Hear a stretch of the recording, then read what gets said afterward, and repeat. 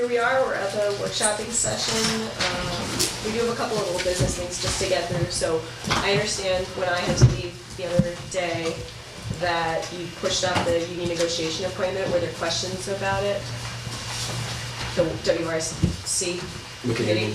I think it was just, Jeff felt like he needed to recuse himself from that position because of his sister. Oh, okay. And then, And you can't do it. So there's a letter I saying, clarified that. Huh? said She no is double still dipping. eligible to do it. She is. Yeah, the wording was just, No, go ahead. the way the letter was worded was just a little confusing. It's saying the term is up, so someone has to be, we have to start from square one. We can't just say, oh, she's the rep, let's just continue her. So that's what it meant by that, is each town does have to go through the same process from start to finish again. so we basically have to say we want to appoint, we could say we wanted to appoint Sheila again, if that were the case, but This is step one. The 5 people that get chosen come at 6 o'clock next Monday, and we sit with each other. And I think, bear in mind, so I was sitting in the executive sessions for the school committee, generally at the end of the meetings. So a lot of times it was the same night as our meetings, and I would get a school committee member or two to call or text me and let me know when they were 15 or 20 minutes out, and I would go over. So they would adjourn to executive, switch rooms, and I'd be able to go in.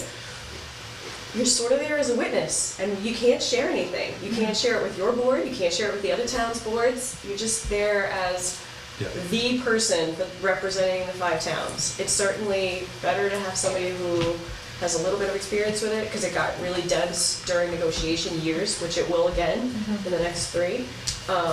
They just negotiated all the contracts, so I actually think the next few months are gonna be pretty quiet. Bottom line, it's entirely possible, like last time we walked in, and I think every other town had had some board transition, and they just, everybody's whatever wants to do it. It's possible that Holden this year kind of wants it, but whatever. We send our person, and you kind of see what happens. So what kind of involvement do you have? So you get notified by letter and email of an official invitation to an executive session that happens to be about union negotiations. That means it's not, months would go by with that I would not get an invitation. And then there would be that span where negotiations were heating up, and you'd see several in the course of several weeks. Generally, you were sitting there listening to the negotiating team made up of a smaller group of the school committee members kind of go through their updates. And again, you couldn't share it. So, yeah. Which is not to say it's not completely valuable to have somebody there. It's really not worth it. But yeah, anyone interested? well, so it's hard to say. Princeton's board is relatively new at this point. They may not, Paxton, between us and Paxton, we've certainly had years of strong feelings with the school committee and the budget. Sometimes they might want to be there. They've got some members that have been sitting for a while. I don't know where Sterling is in all this. Sterling has not really had an issue with the school district for a long time, but, there was some scuttlebutt this past couple of weeks with their staffing, like there was here, so. What night are the meetings on? Are they always on Monday? Yeah, always Monday, and always late. Actually, I take that back. I think once they did the executive session prior to the start of their meeting. Here's one thing we need to remember. We have a meeting on Monday. We have the information session for water sewer. And so whoever goes on Monday just needs to know they need to come right back. It really is very quick. Drive to Holden, drive to central office, sit around, talk for 5 minutes, introduce each other, vote, and walk out. But come back to us. Yeah. So. I would volunteer to do it. I don't know if I can, simply because my ex-wife works for the district, and That might make you a better negotiator, right? Well, I think you probably want to file with ethics a disclosure. I don't believe that would make you. Yeah, it doesn't sound like it would be. It doesn't sound like enough to me. Again, right now, we have no idea who would get chosen from Rutland, if anything. They may want a switch after us having it for 3 years. It's really just who we're sending to the meeting to represent us. Yeah. I can't do it either. I work for the Department of Education, so. All right then. Does anybody want it? I mean, I'm not chopping at the bit, I'm not opposed to it, but so if anybody else wants it, by all means, I'm still, I would recuse too, so. yeah. Yeah, I mean, this is the way it goes with the other boards too. People are just like, I'd love to see somebody who has an interest in it. You want to try it again? take it to the races. No. If you're comfortable with the ethics I don't think it's a problem by any means. So if you're, I think it's just an appearance of a conflict of anything. But that's just a form you just sign, you turn in to me. No, I filled them up before for fire department and police department. But I don't see that being an issue at all. I'll do that. Okay. Could we have a Or I'll motion? put my name on the table. Could we, right, do we have a, are you thinking you're gonna go to represent Rutland, or are you thinking you're gonna go to put your name? Represent Rutland. Represent Rutland and vote for us, but you don't necessarily wanna be the person at the meetings, do you see the difference? No, you lost me on that one. This vote is to send one of ours to the meeting with the other 4 towns, and then decide among those 5 individuals in the room who gets to go to the executive sessions for union negotiations. Oh, okay. I thought it was a member from each town has to go every time. No, we get 1 for 5 towns. Oh. So it could be just that one meeting. Up to you. No, I don't care. I'll go, I don't Sounds mind. good to me. Can I get a motion for? make a motion that Wayne is our representative that we're sending from Rutland to the 5 towns WRSD union negotiation meeting. Can I get a second? Second. Any more discussion? All in favor? Aye. Congratulations, Wayne. See you there. All right, you got a board liaison list. Now, we don't need to do this tonight. I'm not sure how far you all got with it the other night. They didn't? We did. Okay. I think what we should, you know, and maybe we want to skip over it and bring it back to goals and objectives. What I'll put out is, I think mostly for you, Mitch. So when the board went to 5, there was a discussion and concern that nobody wanted our department heads, who at that point we had no TA, to be getting calls all day, 5 different people. Hey, what's going on? So decided to do liaisons, and it was across every professional department as well as these boards and commissions. Yeah. Margaret came on, obviously we were looking to pull back. We now have somebody to do that liaison for us, but the boards and commissions were still sort of left out there. We kept them. Last year there was 2 years ago, before you guys came on, You had done away with them, I think. there were a couple board members that were sort of like, why are we doing this? Yeah. Anybody should be able to go to any meeting. That's never not gonna be the case. Setting these liaisons doesn't mean you don't get to talk to whoever you wanna talk to. It does mean, I think you're supposed to make a specific effort to reach out. And the times that we've done it, everybody put down their sort of triaged choices, and we work it through. Yep. So, So I guess I had a question, if I may, about kind of our function. I very much like boards and having the liaisons, but my question was how can we, as the liaisons, be the most beneficial to the boards and commissions for which we're the liaison, as well as for the BOS? And I know for instance, there would be times for AgCom or library or even the senior center that I would come back after that I would have attended to stuff to the TA, like, hey, these are, hot topics or kind of areas, can you follow up or find information out or whatever. Yep. But I don't know if that's the most effective.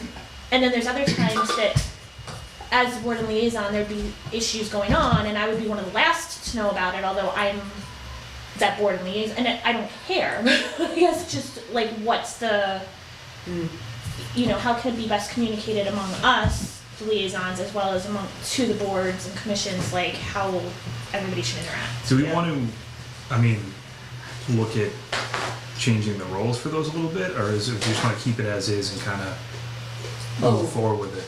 this is blank for a reason. I think our primary question is, are we gonna do it again? If we are, we can set this aside for now and figure out, A, how to choose, which might not be tonight, and B, to Leah's point, I see what you're saying. I don't know you can define it because they're all so different. Right. Some of them Right. need more, Right, some of them don't want more. Right. Some of them right. would prefer maybe to come into our meetings and do a presentation. They're not always invited in, nor do we always go in as a group and do a co-hosted meeting with them. Right. Some of them over the years have felt left out of the Yeah. loop. I think a lot of that got cared for, I shouldn't say a lot, some of it got cared for when department head meetings started. And there's a lot more meetings happening across boards and commissions as well. But, okay. The problem I have with it is I'm scheduled to work till 7 o'clock on most nights. Right. And a lot of times I don't get out till 7:30, 8:30. Yeah. The other night it was 2 o'clock in the morning. But It so- all depends. But so does that limit you to, oh, okay, I'm your liaison, I apologize I can't attend your meetings, but I'd really like to meet with the chair and sit down, I don't, Sure. we haven't had a really defined, And I've reached out a few times. There's a couple of my boards that will email me their agenda and everything, and then some don't at all. And I've very much just been, I'm available. I won't come to every meeting. If you need me there for a specific meeting, I'm happy to try to make it there and let me know.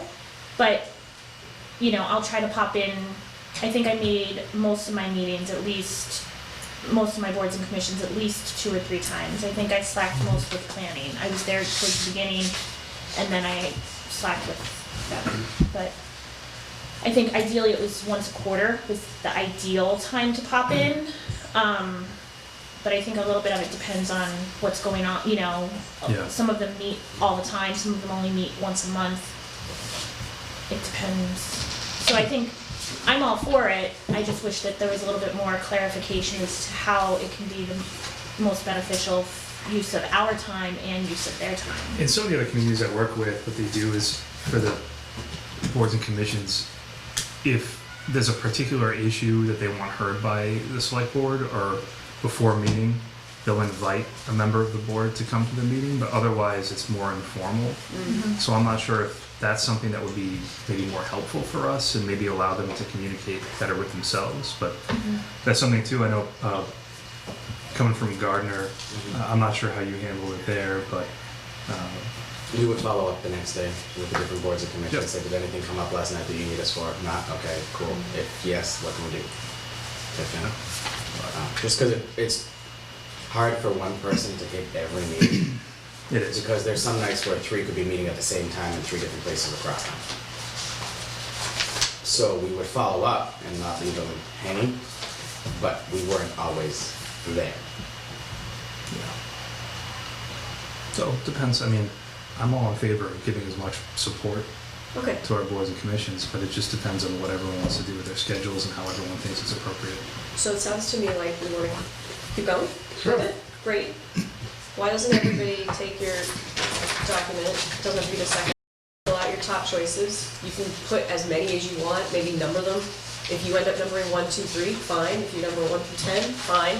And we'll all go around the room and, and we'll figure it out. And it might not be, like today, it might not be tonight, it might be the next meeting, but at least we know we can get started. Yeah, can we do the next meeting? Yeah. Yeah, I was gonna say, we have No, a put some thought into it. Janet here too. I know that she's gotta go to another meeting, so. I know. Not good. All right, I got one more. As long as I'm not volunteered for these boards and commissions. You're already signed up. I have you on 15 already. All right, I got one more quick one. We'll just get through it, and then Janet's gonna go. So the Agricultural Commission resignation. Can I get a motion to accept Pia Nielsen's resignation? Motion to accept resignation from the board. Second. With regret, if that's all right. And she was a great member. I think she's moving out of the area. Arizona. Arizona. She's really moving out. Arizona? Yep. Well, all in favor? Aye. Aye. And you appointed, in consideration of acceptance, the next one. All right, so we're good. Welcome to our meeting.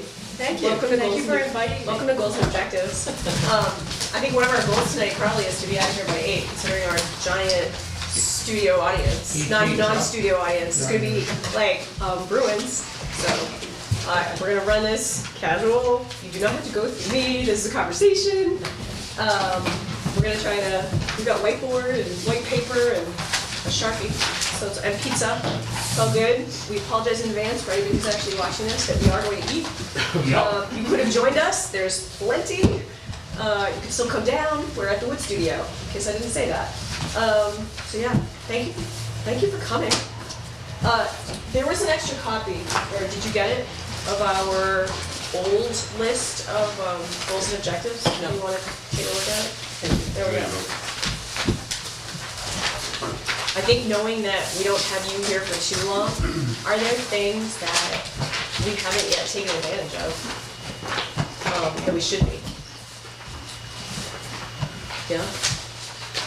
that way she can go, In terms of what? her agency. Yeah. Such as, Not necessarily on this list, this was our Okay. list, this was last year's list. So, as far as our agency goes, we're very involved with you, and you have been very proactive in reaching out on various state programs, working the grants, that type of thing. So, you are a housing choice designated community. Mhm. I would suggest looking at the housing choice grants that were awarded in the last round. We're doing that. And there's also the small town grants that were awarded, and to see how that fits into your plan. Mhm. They were really wide-ranging, and it's to promote the housing. Mhm. It could be infrastructure, it could be sidewalks, it could be broadband. It was amazing the type of grants that were awarded. We do try to reach out to all of our communities whenever grants are announced, to make sure that everyone's aware of them. And, we're available to help you with anything you need or data that you need type of thing. Would you consider that we start looking at block grant funding through DHCD for any projects we have? I wish I had my map, but I don't think that Rutland would be highly competitive. Why is that? Because of the scale, because of your ranking. So the higher the number, the greater the opportunity, the greater the chance that you would have of obtaining CDGB grants. Right. Okay? And I believe, and what Andrew Lowe administers our program for CDGB, Mhm. and he has said communities with a 7 or above have a more likelihood of I think we being have a awarded 4. those grants. Right, so you are way away from even being competitive because of the demographics of the community. So Okay. you're not poor enough. Yeah, we don't have any LMI districts. Correct. Low, medium income for people at home. I know Margaret's looking Right. into it too. I mean, that's not the only national it's not the objective. only- No, But you think that those extra 6 points are enough to tilt us in the non-competitive range? in you're terms of looking at looking 3 to 4 points to even be somewhat competitive. Okay. But what if we focused on something specific where we didn't necessarily meet the point range, but the project was specific enough? I mean, we actually have a significant percentage of kids, for example, that are Title I, Do you that they're have a on free and neighborhood, reduced Sheila? lunch. Do you have a neighborhood that may qualify? I mean, you've got Highland Park down here. I mean, is there an area? I was thinking more along the lines of infrastructure Yep. for downtown Yeah. versus neighborhood. But Because of the Yeah. town as a whole, Mitch, you're really Yeah. better off focusing on. Years ago, they looked favorably at regional applications or partnering with another community. That's no longer the case. So Okay. sometimes we might partner somebody with a 6 with an 8. 7, to balance it out. yeah, I mean, 7, you really have to have a good project. 6, it's a long shot and you're at a 4. Yeah. What I could do is I know Spencer Andrew, accessed a bunch of funding. but yeah, They're and gonna be they a little are, different they're than we are. probably an 8 or a 9. Okay. At least an 8, Oh, yeah. if Yeah. not 9. Warren, Hardwick Mhm. have Southbridge. benefited. Southbridge is a mini entitlement. Mhm. So Yeah, Dudley, that's different. they're about an 8, and we just got the new scores for 20. Okay. And in fact, I picked it off the copy machine, and it was somebody printed it, I didn't print it, but I grabbed it to keep it, and I was looking at them to see if any of our communities shifted. Okay. Brookfield, we've done quite a bit with Brookfield. We did do quite a bit with we did some with Charlton, and Great. they're no longer, their scores may be a 4 or 5 as well. Okay. But if you're interested in speaking about that more, I would recommend having Andrew, or actually when we meet with you, Yeah. Michael, I can bring Andrew with me, or he could give me more guidance towards that. And I don't wanna say it would be a waste of time and resources, but if it's not even nearly close to being competitive, Okay. It's not worth the work, really? really, Even think- just get the know and. Well, the worst case scenario is if we meet and talk about it, we can at least identify priorities, exactly. and then we Yeah. can go from there. or it may fall under different programming Yeah. opportunities. Great. Yeah. Now, I had spoken, not to jump from one grant to another, but I was talking to Governor Baker this morning about the Heights property. Mhm. Over. And he brought up how in Reading, they used MassWorks funding to redistribute utilities throughout the old state hospital site in Reading. And what the agreement they had with the state was any money that the town got as a result of marketing that property and selling the land was the town took 70% and then the state took the other 30% as a matching grant to then re-filter and redo the road and re-add the electricity and the water and the sewer to that parcel that was there. So that's something that I'd like to take a look at and see how if we would come close to any MassWorks stuff. I know I talked So to Jay before. MassWorks is open now. Yeah, Which is a The problem. grant Yeah. cycle just opened, yeah, yeah. What's the turnaround time on that? that's quick. Is it? Yeah, it's a August? couple of months. Yeah, it's I August. think it's August or the beginning of September, And the grant and then one, we that's do the, still pretty quick. then, Yeah. you know, different agencies do the review, Yeah. and then the announcements start in October or Yeah. so. But even if it's not this year, if it's something we look at for this time next year, seeing if we can, I talked to Jay when I was interviewing for the position, and he said that the town had gone after MassWorks before, but there was an issue with that we didn't have a major highway running through the town. But I feel like where we're so close to the airport and stuff, we could sell it. So what I would recommend with that, let us work with you. Yeah. We have all the data. Mhm. When we've done different studies and actually working with the marketing of the Rutland Heights, we have all the traffic counts. Mhm. And it's unbelievable, as you know, the traffic that goes through this community every day. But we have so much data, we have the population projections, we have, I mean, any type of data you need, we have.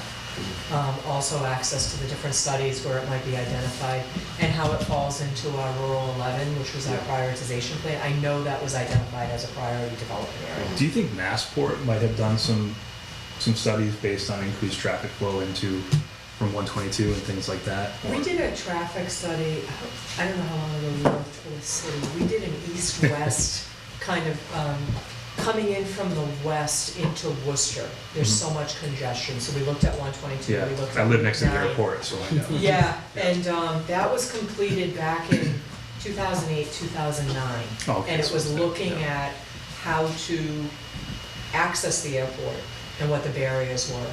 And a lot of issues that came up is the neighborhoods that could potentially be destroyed by having the access off of 290. Or they were just trying to get the routes to the airport to try to develop that. Yep. I can share that report as well. That would be great to look at. Yeah. The mobility study, that's what it was called. VHB worked with us on that, they did the majority of the work. Talking about the airport just briefly, as a side note, I think that the airport needs satellite parking. Already? Find a place in the city where people can park, bus them to the airport, because it's such a hassle for people to drive there. I mean, I work there every day, I mean, I see most of the flights are full, Yeah. or fairly close, but it's still an issue. And they've never had a good solution. Can I elaborate on that a little bit further, now that you mention that? See, I think while you guys are talking, we're in the process of finalizing and finishing the Holden Master Plan. They did a 10-year update, so in fact, we'll be in front of the planning board on Wednesday night. So part of the discussion that came up, of course, is the congestion. How could you ever relieve the congestion, 122A and all the commuters and that type of thing?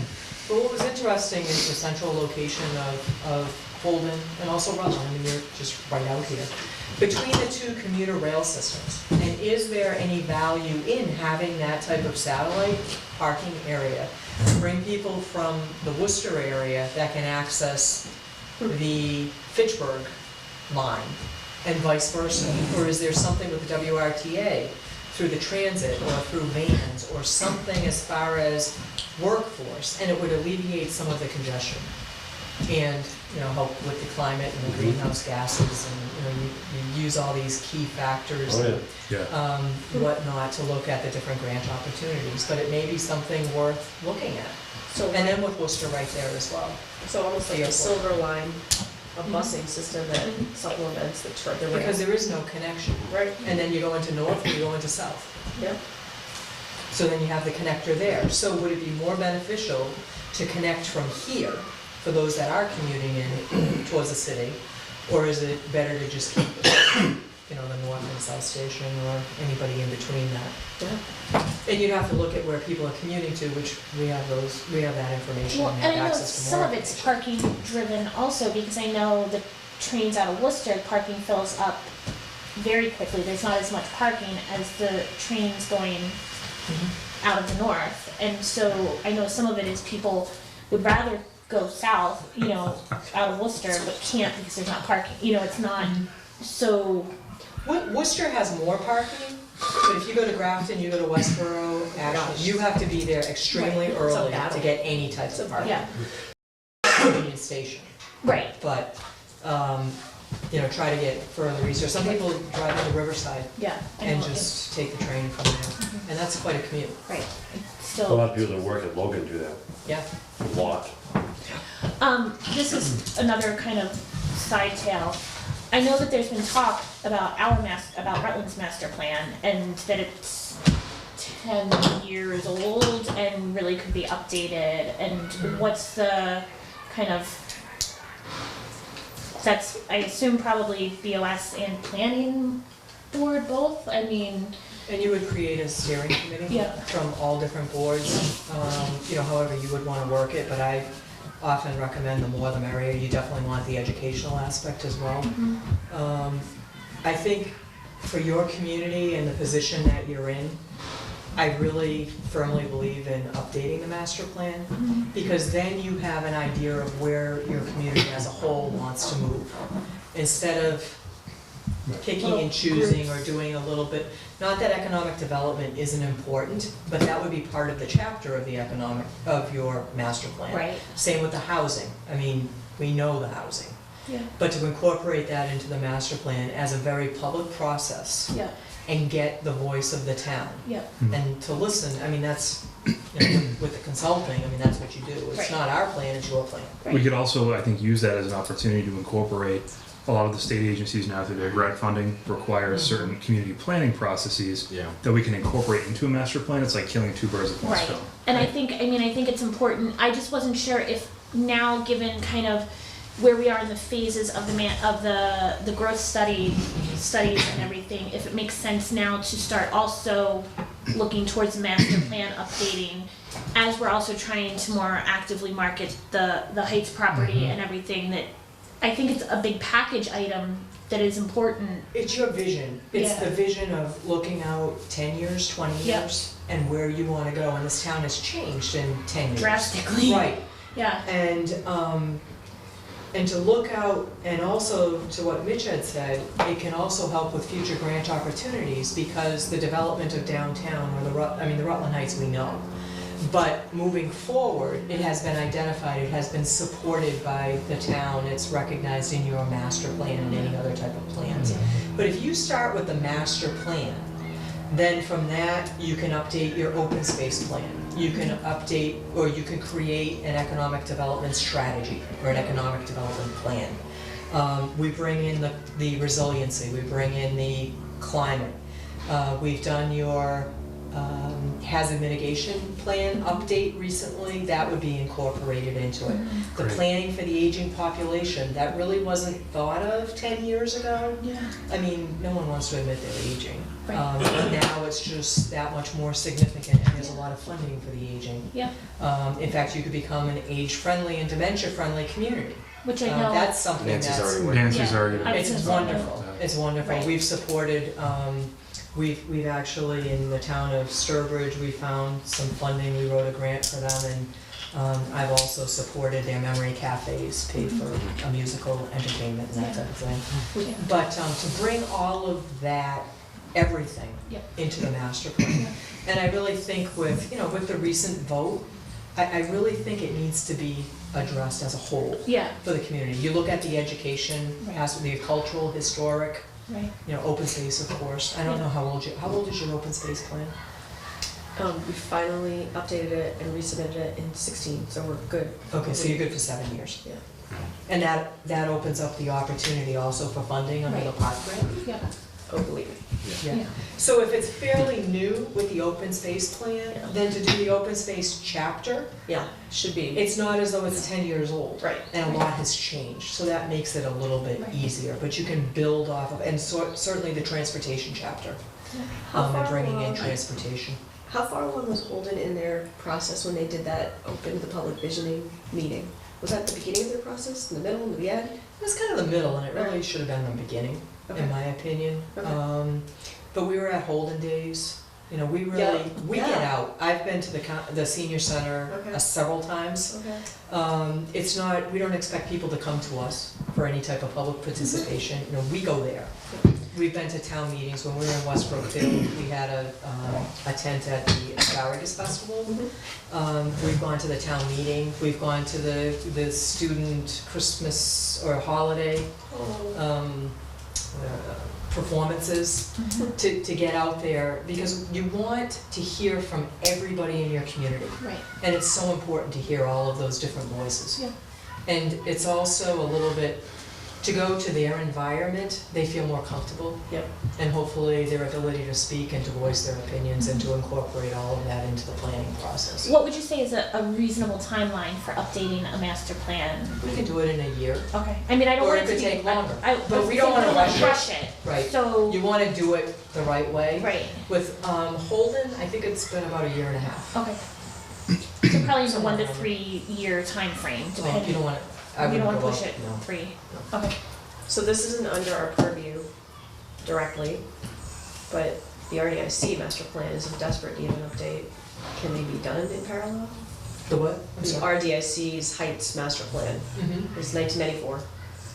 Desperate need of an update. I don't know why I couldn't. Yeah, I would include that as like almost a subsect of our economic Exactly. development plan. Yeah. And I feel like they've talked about that at one of the meetings, just that their master plan Yes. was not, They- was old Yep. and needed updating, but also the town's was old and how to reconcile those two. So I don't think that this is something, I feel like, yeah, it should be like a subchapter, I mean. And might it's such a not want it. significant part of the But- town. Especially too, I some of mean- the other tools that Ron had brought up in terms of managing growth effectively moving forward and spurring economic development, I think we really need a plan before we really, the worst thing I think you can do, and maybe you might agree, is to kind of hodgepodge Exactly. growth as a community. I think we want to definitely make sure that we're all on the same page. And that's why with the master plan, and then you can look at it, instead of, Yeah, and it's a way of being proactive instead of reactive. right. You know, or doing it in the moment because you've gotta get it done, without looking at the big picture. I mean, economic development, it's housing, it's transportation, it's work skills, you know, your workforce. There's so many different aspects of economic development, it's not just bringing in the businesses. Right. So say, for instance, you were to bring in an Amazon to that facility, where are these people gonna live? How are they gonna get here? Imagine the congestion, you have congestion now. I mean, there's just so many different factors to bring into all of it. And as a community, would you want that? It's gonna Right. change your community. Look at your schools. To that point too, I think maybe we could look at, I had just gotten a grant award from the town of Milford through DHCD for just downtown study. I know that through the MDI program, Yes. those are really, I want to say they're competitive, but at the same time, if you write a decent proposal, the community, they're there to give money to the communities, to award an organization like yours to come in and do a study around a particular issue. And maybe if we can come up with a priority before the next cycle that we want to look at, it'd be something we could partner on too. Right. If you think that's They're a appropriate. great, it's a great idea. We've done that, like, it's built off of other, like a smaller study. Mhm. Drury Square in Auburn, which is right near the McDonald's, heading towards the school and the Yeah. Auburn Mall type of thing. Yeah. Multiple grants they worked on to develop that area and what can they do, and MDI came in and they're terrific. Also, the Urban Land Institute, they had grants and they've come out and worked with some of our communities. More focused area, or if you wanted to do just downtown or Yep. I mean, there's so many resources out there and so many opportunities that you can build off of each other, and eventually all of them together will put together a nice grant application, and it's really supportive to show the backbone of what you want to do as a community. That it's intentional and well thought out. Yes. Yeah, and supportive. Right. Can I go back to the MassWorks, you know, Yeah. for a little bit? So if you were to put a proposal together this year, if it was not approved, you can always resubmit the same exact proposal. I mean, you tweak it, and the state would give you feedback on that. But one of the big things that they look for is jobs, but also the private-public sector cooperation and investment with the MassWorks projects. And what's your population now? 83. So you're not eligible for the STRAP 87, grant, right? What's that? You're not eligible for the STRAP funding, small, I don't- you're just over, right? We're Yeah. just over. It's either 7 or 8, I Yeah. forgot. We're just over small, just under the larger Yeah. side of things. So that's a little bit more challenging, but it doesn't have to be necessarily the transportation. I wouldn't, it doesn't have to be. Just transportation related, it can be infrastructure, you know, your water sewer lines or that type of thing, or if you need to expand gas somewhere to promote business. Well, can I ask if this would work? So somebody had approached me about how you go about the process of getting WRTA to designate a line out here. If you look at their map, there is a gap that starts on the Holden West Boylston line and goes all the way like a clock down to Millbury? Or no, I must be one of the Brookfields. It's Yeah. huge. It huge goes gap. out to it goes out to Brookfield, right? Okay. Route 33. Massive gap in service. There's just nothing. Is that an appropriate request? Would our community use it? I don't know. I wouldn't say MassWorks. No. But certainly, we do the planning for the WRTA. Okay. Dennis Lipka, who Yeah. lives in Holden. Yeah. Okay. He is the administrator for the WRTA, and he is very excited to get into any community and speak to them. Really? Yes. We need to talk to them a little bit. I will either see him, I mean, we see him almost every day, or somebody is seeing him or talking to him or whatever. And I cannot speak on his behalf, but the important thing is the ridership. Okay, you need the ridership. There are 6 people that ride Route 33 to Brookfield. Okay. I mean, we do the bus counts, all different times of the year, all different times of the day, that type of thing. And that's a big thing, but if you can even find the point to point, like there were some where you could do the vans. So say for instance, you had a lot of people from Rutland going to UMass, say they worked at UMass Memorial or something like that. Then you could do a partnership between the town, the WRTA, and maybe UMass to provide that van service to get them off of the road. Well, and I know You know, if you UMass, have an employment center, or even downtown, to get them to the hub. I know UMass always sends out the surveys, the transportation surveys, how can they be more green? Because I work at the med school, and so it's, there's always how do you I didn't know commute- that, I really didn't know No. that when you said it. But how do you commute, what could you do to make your commute more green and everything? So they're open to working, I think. But We've actually done maps for them as Yeah. far as, I think it was in Worcester where all of their employees worked, and brought it to the WRTA and, you know, looking for those types of partnerships. But I know that there are also grant funding opportunities out there for and in fact, there's a grant, I don't know if you know about it, there's one that's due within the next week or so, and it's for rural transit. I just forwarded a reminder to Who somebody when I was would at have a released meeting. that? I don't know if it's FT or if it's through MassDOT, or I don't think it's AARP. I'd have to look, but I just forwarded it to somebody today, just as a reminder and asking if we're doing anything for anybody on these particular grants. But it was rural, it did say rural on it. would Rutland, under that, would Rutland qualify as rural? I would assume so. I mean, You are one of the rural communities as identified through the Rural Policy Commission. right, So I would certainly think based on just that designation. then we would have. So, I mean, there are lots of, so to go back to like the master plan, if we work with you on the master plan, we're gonna know what your goals and objectives are. We're gonna know what the long-term plans are, or any type of plan. And then as these funding opportunities become available, then we reach out and we have an idea. And, you know, I'm constantly challenging the staff. Everybody come up with some idea, tell me what town can be benefited by this grant. And 9 times out of 10, they have ideas because of the relationships that we have with the communities and being in the communities and working with them on so many different projects, even transportation related or through the, you know, through the WRTA. So you throw them out to me and I can come up with ideas, or if I think I don't know, mentioned- I'm asking my experts. I think I mentioned the other day, Dave, George, and I have been looking at our compact stuff that we have coming up in July, because we can be eligible then again for the housing inventory and plan. Best practices being that something that the town look at coming up in the next fiscal year to coincide with how we deal with the votes at the recent town meeting. What's your second choice? Have you decided? Not yet. Okay, just wondering. That's the one, just Dave was really pushing on that one. Where I have the department head requests for a second choice. I just gotta go through and figure out which one we pick. I didn't know if you had the second one. No, not yet. I've chosen as well. Another funding opportunity I think to look at is the Complete Streets program. So you've gone through one, you've gone through two, and the third part of it is the competitive grants. So you know we're on the list for that, and we need to come up with the town funding piece of it for the project that's on the tip list for Complete Streets. That's different. Why is that different? Complete Streets is a whole separate program from the tip. But Complete Streets is part of some of the tip projects. It can be, Okay.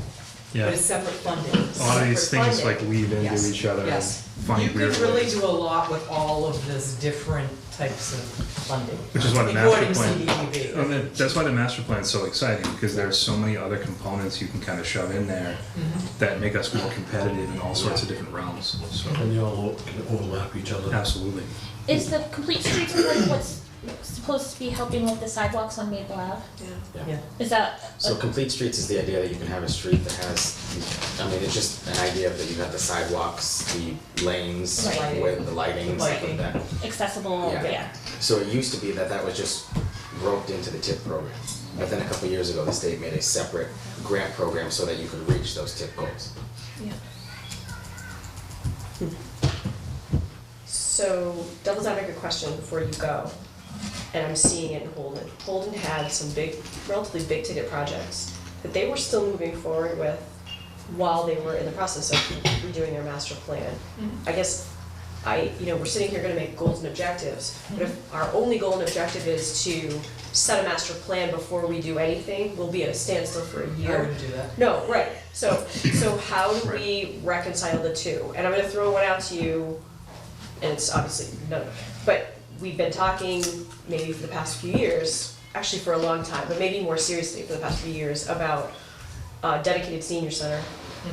And then we actually brought it up enough that we might have included it had there been enough funding on the spring special town meeting. There wasn't enough for a feasibility design study. In the interim, with what came up with bylaw, people talking about 40B, we're at 3%, likely to go down in 2020 for 40B. Do we do instead senior center, senior housing situation?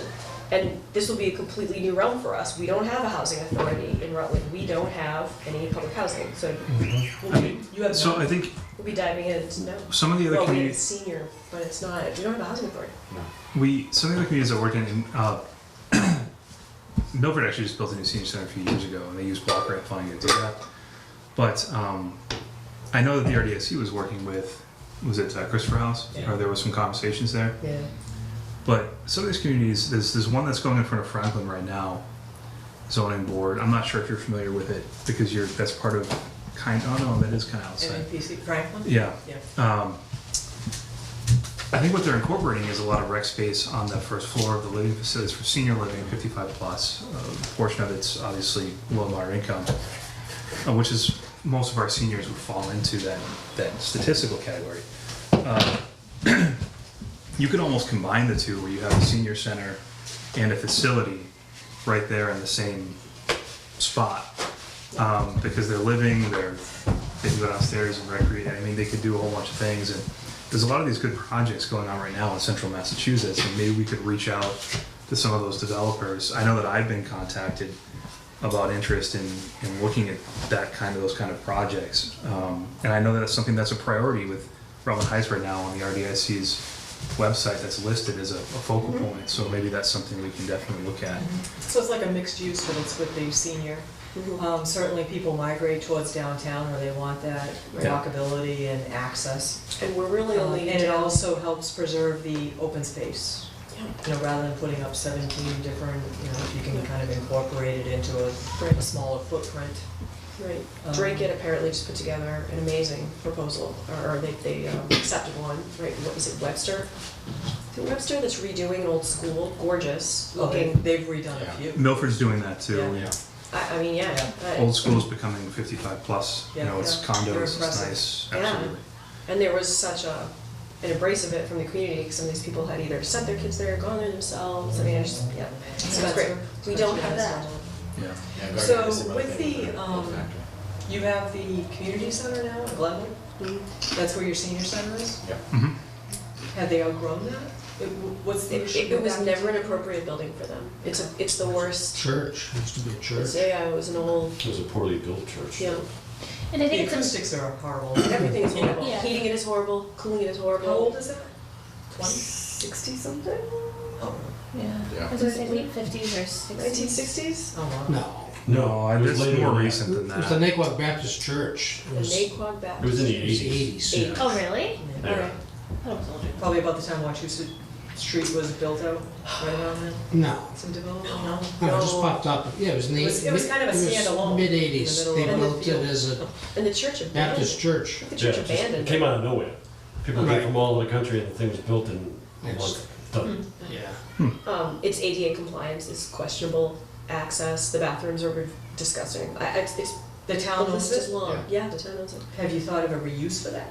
I mean, what are you gonna do with it? Well, it's supposed to also be a community center. Rec uses it Yeah. now Yeah. for things But too. they don't, because those two uses and for what some of our recreation programs would like to see it, so for example, CRA and Holden, and I'm not saying it would turn into that, but they're not conducive. They're having a hard time working together, and partly that's because instead of dividing the building into two and saying, you know, here's one half, here's the other, the senior center facilities ring the center of this huge cavernous room, and nothing works. So, you know, exercise classes, they're too loud, you know, you don't want kids in certain areas. Yeah. It's not a good setup. I mean, Meals on Wheels, I don't know how they do it. I don't know how they really serve the community that they're serving right now. It's amazing what they're able to do in that space. It's beyond. And it's not Well, not bad. super centrally located. I mean, Right. it's definitely kind of off the beaten path as far as where most of our 55 plus communities are and to what's here in the center of town, the library, the schools, the pharmacy, town services, or You have so. that center, yeah. So, yeah, I think that, I think there's definitely use for that. I would not move Building, forward too. with looking at that, because it's a need. It's not going to go away by No. doing a master plan. Right. If anything, it's going to be more recognized in a master planning process. So I mean, I would not hold back on that by any means. You know, there are some things that, if you know as a board for sure that it's a goal and objective of the town as well, I wouldn't hold back on it, you know, as you go forward. Okay. Especially if you know from people in town that it's something they support. How would a master plan change that? I think we all need to keep in mind that the town has been in a state of, oh my God, we have so much debt for so long, and we are finally coming to the end of that, and we are finally at the point where accounting is, you know, finance is saying, it's time to start looking at What's next? capital projects as a, you're right, to continue the process of growth now that we've caught up, because our debt ratio for years was just, you know, so now 2021, we're Which is gonna have another big chunk coming out. I think what would be helpful too for what we're looking to do with some of these projects, maybe this is something where CMRPC can help, is if we put together a list, say of capital projects, and what I hate to see communities do, and what everyone always inevitably does, is they fund capital projects that they can be used, they can leverage other funding to get done, so that they're wasting their own, not their own, but I mean they're putting resources into something where there's other resources available to them to help do that. So other capital projects kind of fall by the wayside because of that. So if we put together a list, maybe of capital projects, CMRPC could help us with, oh, this would be a good match for this future opportunity, or this would be a good match if we patchwork this, so that you could focus on these things now with your capital money, and then we could pursue future opportunities for X, Y, Z. I think that might be a good idea, so we don't invest in maybe prematurely in something that we could maybe leverage other funds for.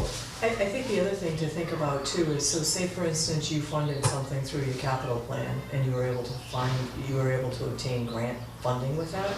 to take that money and then to reinvest it into some other type of capital project. Right, exactly. Or anything that you're able to, say for instance, you applied for something through the hazard mitigation grant program, say you needed some generators, and you were awarded generators. Well, now that would free up, and to kind of think of it as, that would free up funding that you were going to spend on the Exactly what I generators. mean, yeah. Where can we reinvest it? And That's if it exactly- was towards capital items, reinvest that towards, rather than recurring. More articulately put than me, but Well, yes. that's- See, you talk and I think How long about it, have you so been that's with good. What's that? How long have you been with CIPC? I've been on the CIPC for, I don't even know. Because that capital No, we list appointed is you pretty. when Jeff and I joined, so Yep. maybe So a just year. a year. Yeah, Okay. Yeah, because I was like, I remember. Because they have a capital list, and it Yeah. runs the gamut, big stuff, small stuff, and it's historically been, all right, well, everybody needs a lot of stuff, we can't fit a thing, we're gonna triage this, and here you go. we do. I mean, we so have important to some of have the, something a like, plan. like a senior center though isn't on that list. But That's this more should just, be, It but has we been. also, well, it's kind of a back floating Back burner. idea, but It's back burner. But we Yeah, also I would have bring the- it on there, so at least it's on it, so. and we one of- also, oh, sorry, we No, also go ahead. have the newly formed building ad hoc committee to kind of take a look at town building, town-owned spaces and figure out, What What- renovations need to be done. That's a chapter of the master plan, well, municipal facilities and all the buildings. Yeah. so it sounds like we're doing some of this already, I mean, but we really need to more formalize consolidated this. process. We're building chapters with loose leaf paper. But it's also to get the public input Yeah. Right, yeah, and to make them aware of it, or right. just to get them more involved. So here's one, can we throw this one at you? Community ahead. hall, What's that? community hall, the Yep. white building in the center of Yep. town, second floor that's unusable because of I know access, about this, yeah. right? You know all about it. Yeah. So we got money to get an architect to come up with plans. Mhm. We don't have money for the next step. Whether anybody likes the plans is not really, hasn't come up yet. Mhm. We don't know if we should move forward with the next step. And of course, just to complicate matters, this has been on the radar for a long time. It's a massive project. It's gonna take, well, whatever the number happens to be, but it's going to take multiple levels of public input before we ever get anywhere to the final stage, which clearly is an expansion of that building. Mhm. In the interim, we have space that we need desperately that's unusable, and you don't wanna do anything to that building that's money down the toilet, right? No good money after bad. Is there money for a project like that? They're talking about like ADA issues, because there's money for those, Yes. but I mean, Well, The other Yeah. thing is, I mean, Like it an may elevator, be for historical. You No. might No, be it's able not. to, it's We not tried. historical. It was Okay. built in 1937. Okay, but it aged like it's built in 1737, so. yeah, well, Except because for of the upkeep and- siding. or lack of, or. oh my god. Yeah, but definitely the ADA will fall into that. And what we're finding is, with the ADA and transition plans, even being a housing choice initially with that designation, with all new designations, you have to have an ADA transition plan as a town. Same with CDGB, Right. or an MOU that you're moving in that direction. And there is funding available for the ADA transition plans as well. Do you guys And then work you in can- that realm yeah. too? And you could fall back on that, because that would show, towards future grant opportunities that you're working to make this building ADA accessible. I mean, that would be perfect with CDGB. Yeah. The elevator in Leicester finally went in through multiple phases of CDGB. Yeah. That type of thing. And it's but just I too bad, because elevators are so expensive and you hate to use that project on Yeah. an elevator. Yeah. But Okay, at that but point- what they did is they wanted to put the school department on the third floor of the town hall, which was an old school. And you had to have that accessibility, so then they were able to sell the small school building that was next to Country Bank on Route 9. I think they've sold it, maybe they haven't yet, but they're close to. They've gone out to bid, or gone to RFPs several times. Yeah. Just because I know you have to go soon, one thing I just want to leave I on your hate to radar. speak. Um, I'm what, right. just one thing I want to put on like your radar, so it's something that's coming up in the next year, is the town's eligible for a Tree City designation, which opens up some DCR grants and some National Grid grants for us. So that's something that Joe Buckley and I are currently working on. This designation application is not due until mid-December, so we have some time just to work on the designation itself. But if we can start taking a look at what grants that opens us up to, That's great. even though it's a town that just made the title Tree City.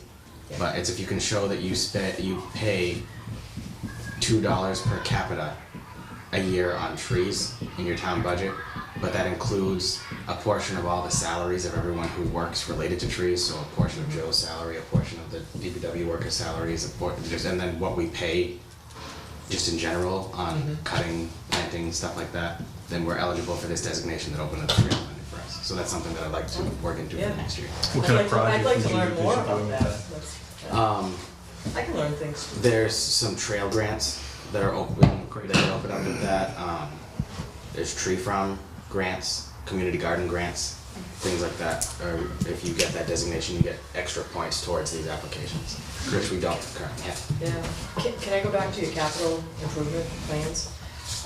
One thing, you know, you talked about the trees, and I thought of this earlier, but we were able to obtain the bucket truck with the chipper that's shared amongst the communities.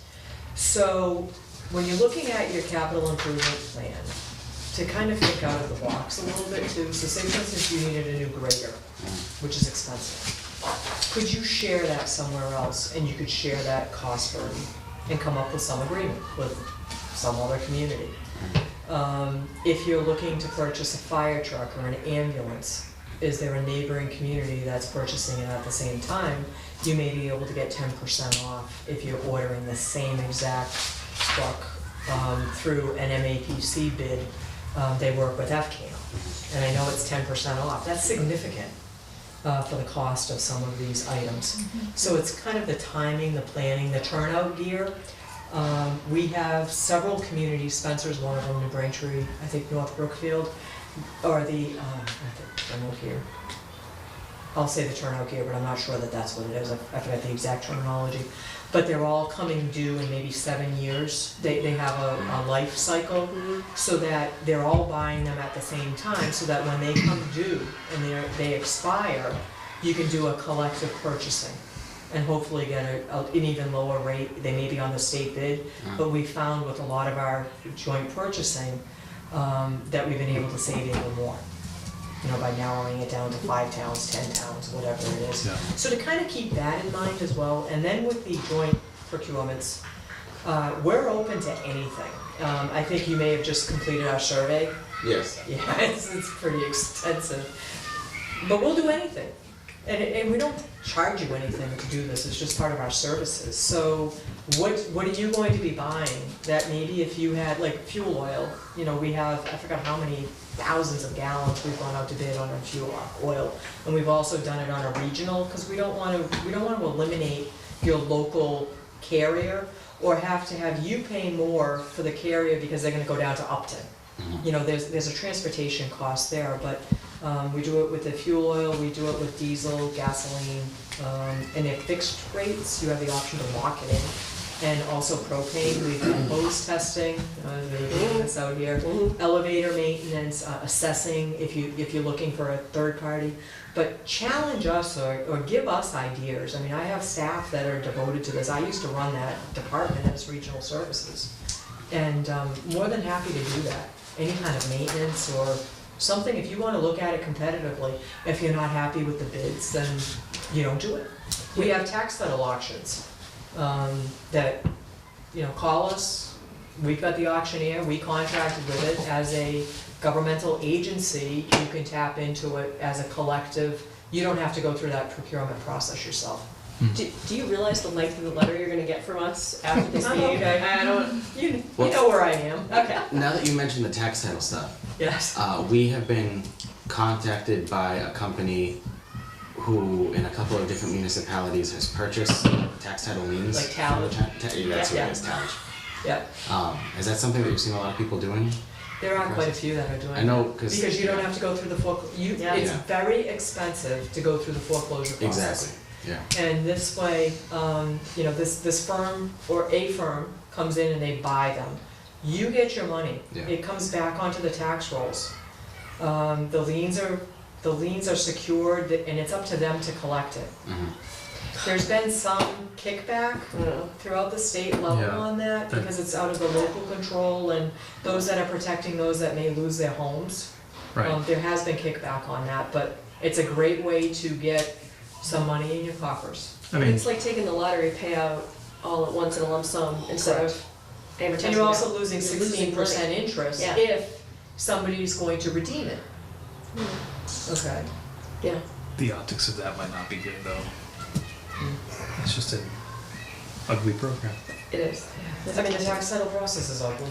It is. You know, I mean, nobody wants to take people's homes, but you want them to pay the taxes. Your tax rate is set based on 100% tax payments. That's right. Yeah. Same with excise. You got a guy who At least you have, at least 350. through the tax title process, you have that opportunity to try to get your money back, or you gain possession of that property through foreclosure. And you can sell it, or you can keep it. I mean, it's up to the town, it's your option of what you wanna do with that property. It's just, there's a point at this where you start to see that line of private business versus municipal government, and it gets handled differently. So yeah, to your point, Mitch, it's mercenary at that level. A tallage comes in and they're in it for the almighty dollar and couldn't care less what's gonna happen. Well, there's also, I think, a little bit of, it allows for better planning if you have more of a handle as to what's going on as a community versus turning a lot of things over to a private company.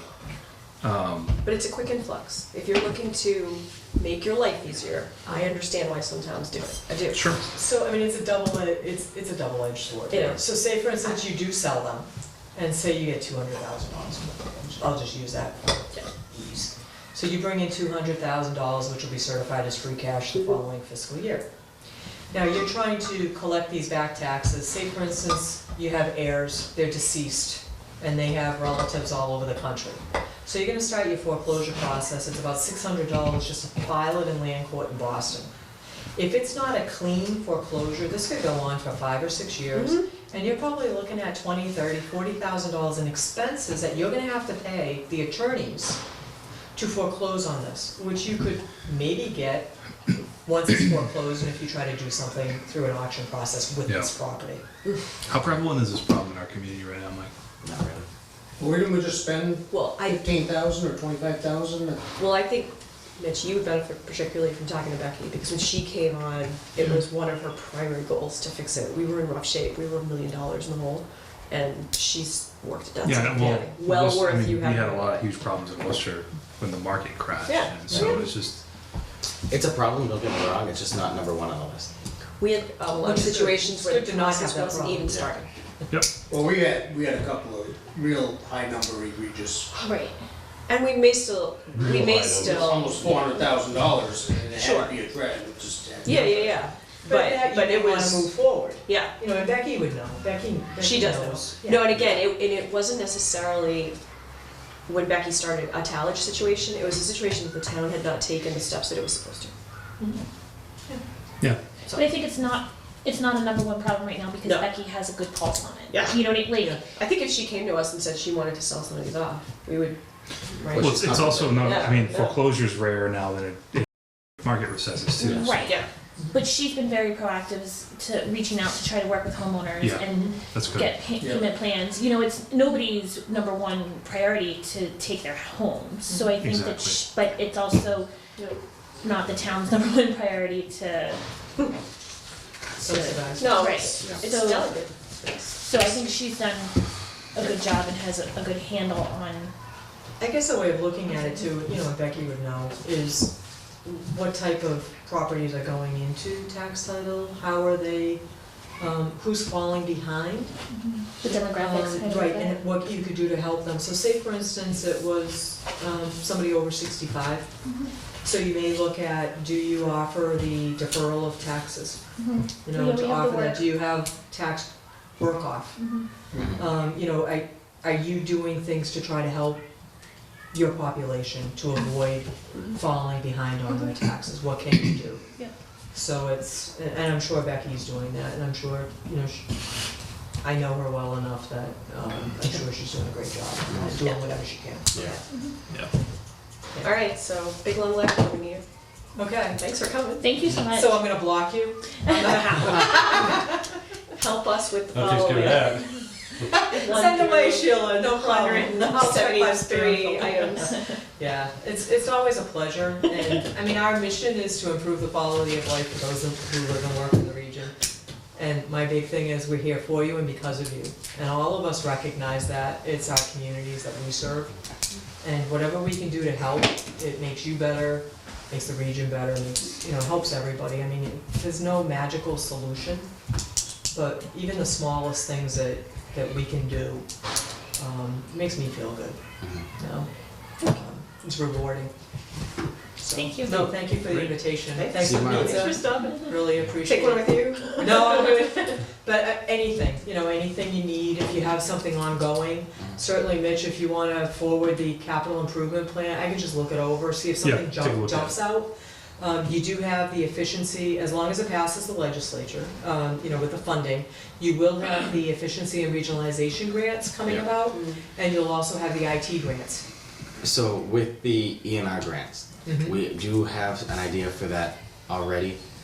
In doing it as a joint application with all of our dispatch towns. Mhm. To I think I heard about that, yeah. to get all of our new radio systems. Mhm. That way everyone's operating on the same system that's updated. Terrific idea, yeah. So Andy, Ryan, and I are currently working on that, but we could probably use some help when that gets. That's great. And I think, we also have access to, we talked about the traffic counts. So how many people, you may only have 8,000 people in town, but how many people are commuting through your town that may need the emergency services? You may need the ambulance, you may need the police. We have crash data, we have, dangerous intersections type of thing. And we also have access to, I forgot the name of the database, but you may be able to incorporate some of that into the grant application that you might not think of. But it's not just these smaller communities, but anybody that you may serve in that capacity. Or do you have a primary, do you have people coming to town once or twice a year for some huge function? July That the 4th. state, but that the state may not know about, But right? also, And this could help your grant application. So you tell the story. Like And the you ice can- storm, what do you mean you have ice? Yes, we Oh my like. gosh, that opened up their eyes. but they've also been using the Heights property for parking for the Spartan race. Yeah. And- In Yeah. Gary? No, in I Charlton. had Treasure Valley. Well, it was Oh, Church Valley this okay. past year, it was Charlton though. Yeah. Yeah. They park up here and then they bus them down to Charlton. Unbelievable. Yeah. And they That was rent out such a the lost winter. opportunity. Yeah. That would have been the perfect property for a Spartan race. Well, not too late to start, I guess.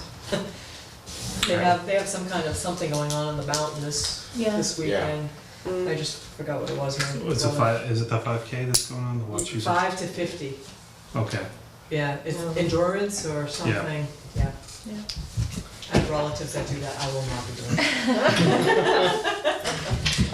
No, thank you, please, send them along, you're gonna get the, if we have more information, the more you give us, the more I can share. I'm not gonna do this alone, but the more I can share and the more ideas that can be tossed around, and it also puts it on our radar of what we could look out for. What is Or that? maybe even how creatively we could maybe fund something that you wouldn't think would fit under a certain grant, but it may have, like say climate change, I'm just gonna throw that out there. But it may have the climate change or climate action or resiliency Component. factor into Yeah. it, where it may fall into a different type of grant. What movie is that? Help me, help you. Exactly.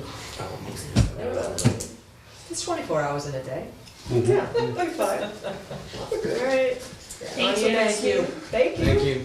Do you guys want The sun's still out, this is great. I know. Do you guys want to take 5 minutes? Yes. Okay, so 5-minute recess? Here we go. You good? Alright, we're back. Can we We close just the took a quick, What if I eat? no, everybody's, no, Right. just keep eating, do whatever you need to do. We'll just, the camera's here with us.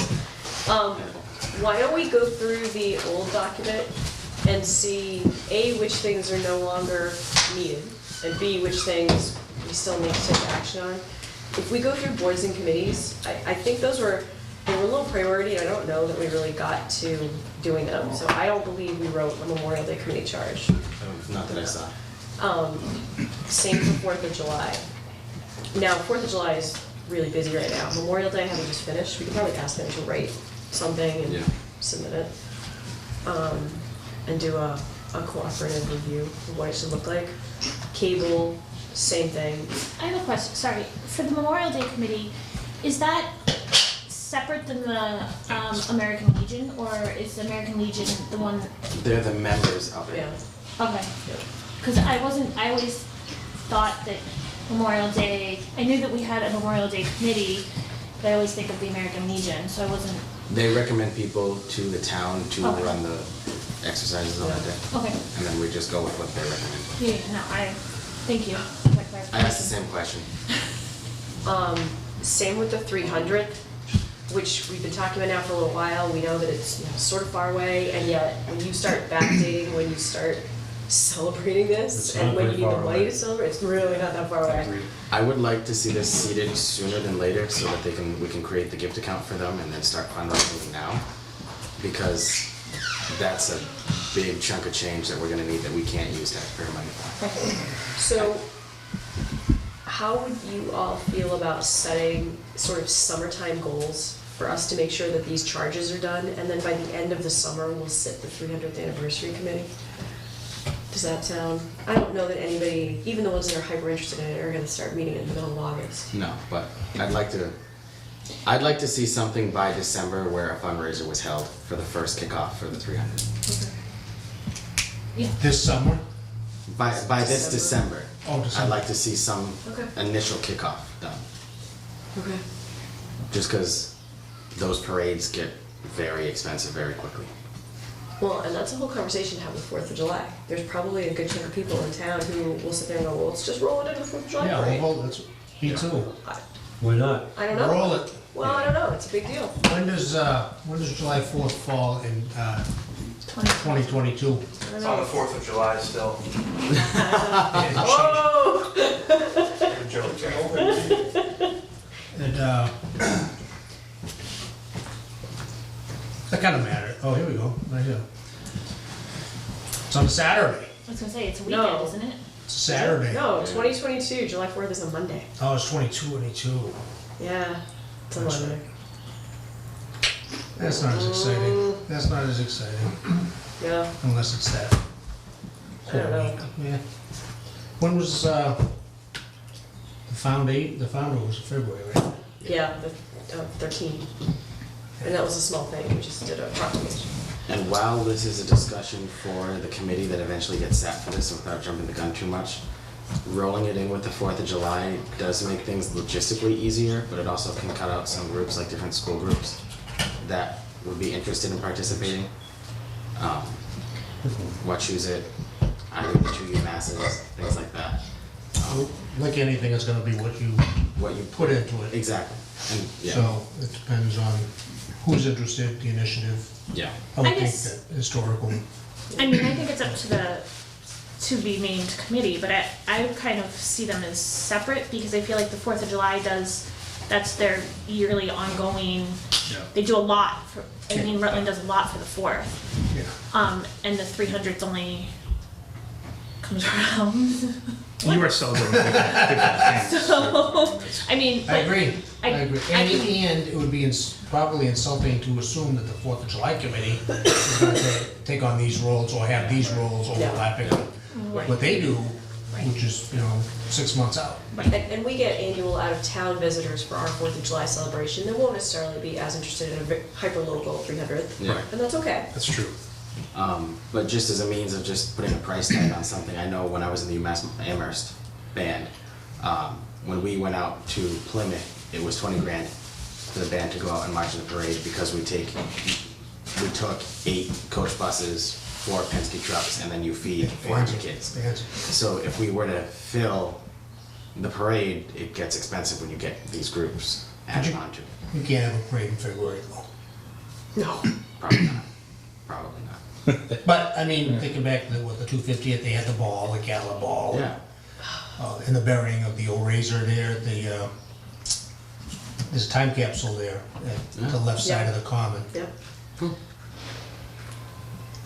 So I think we should at least initiate solicitation, say, hey, who wants to be in the 300th? I Yeah. think too, we have a lot of, I don't wanna say other community events that coincide, but I mean, you have, in the fall, I know that there's a big Oktoberfest, there's a whole bunch of things where there's, yeah, Here, yes, in Rutland? in Rutland. What am I missing? What have I not been Oktoberfest. to? You weren't at Oktoberfest. I wasn't, I wasn't invited.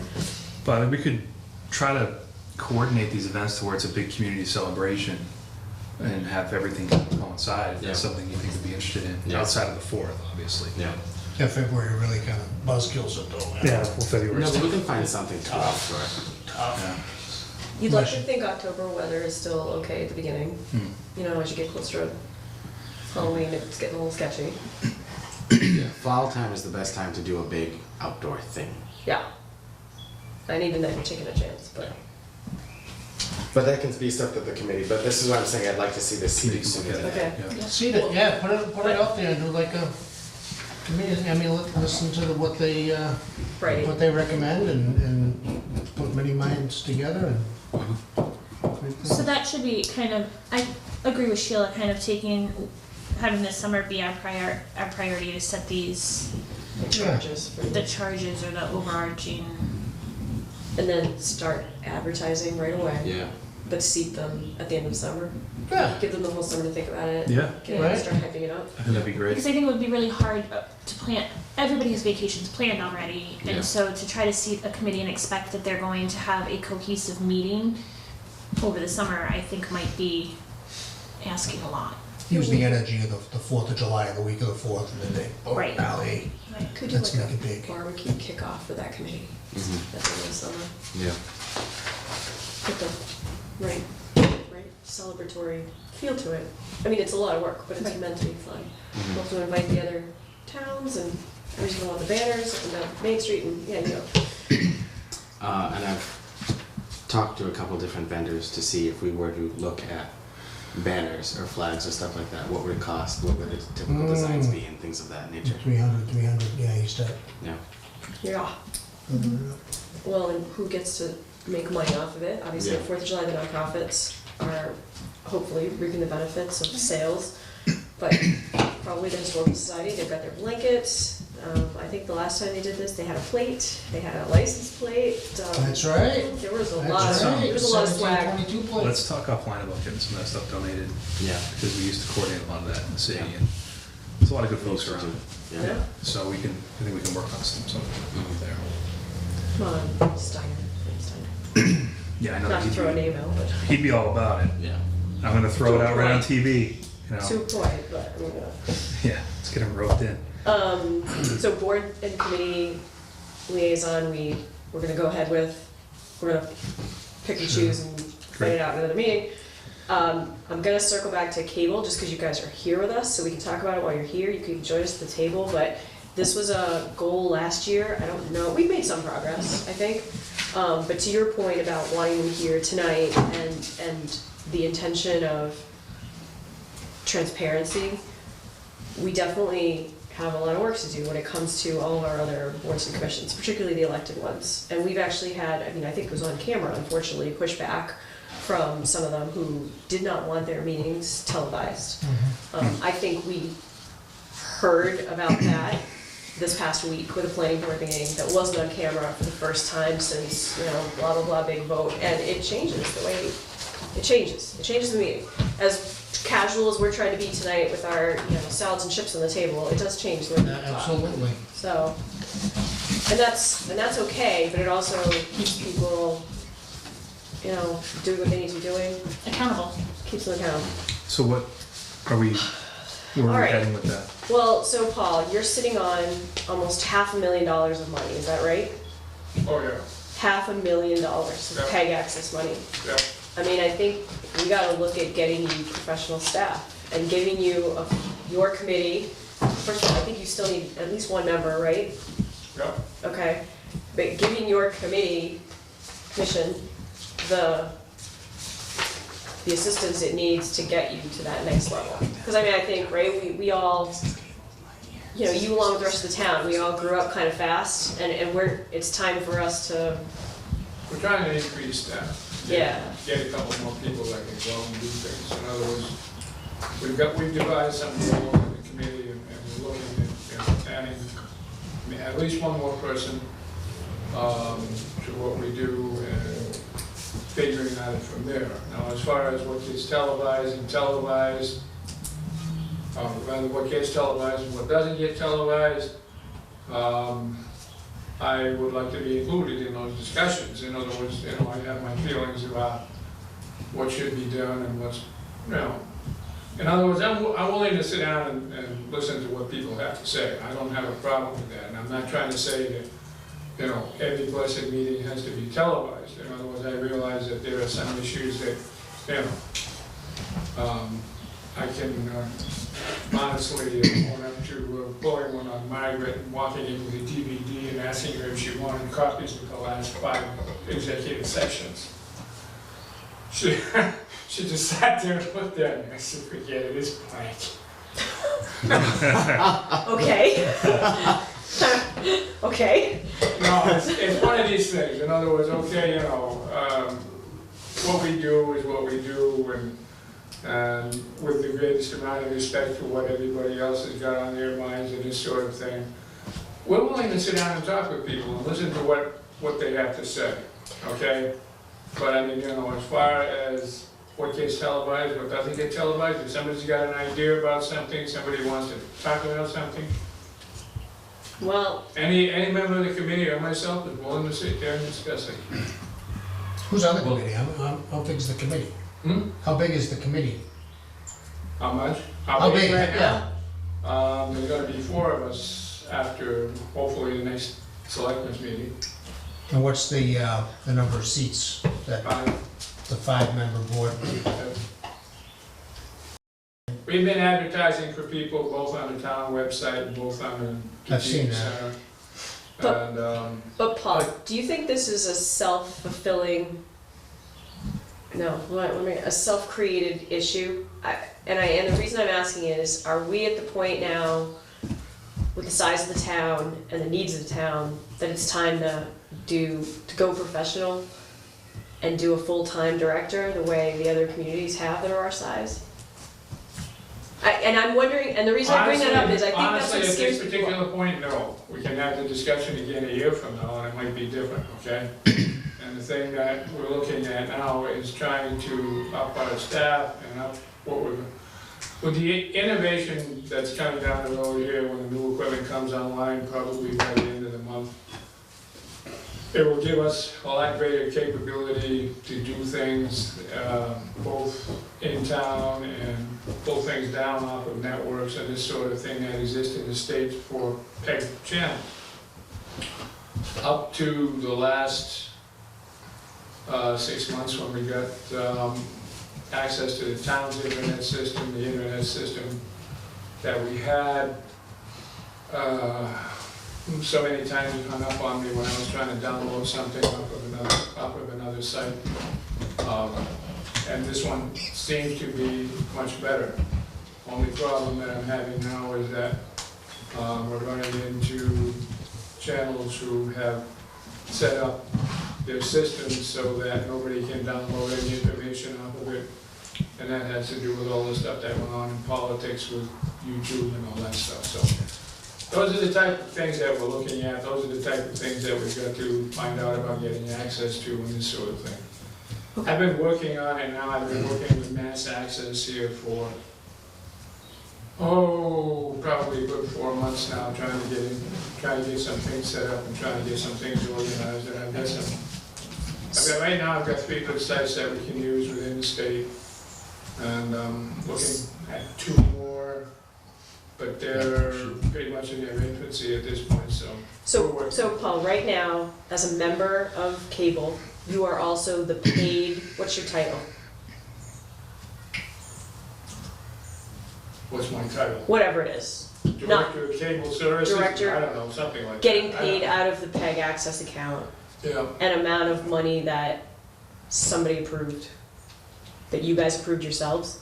It goes into the payroll certification. No, Right, we who approved came it. up with the number? We approved it at a meeting. Oh, didn't you're we? right, we did, we approved a meeting.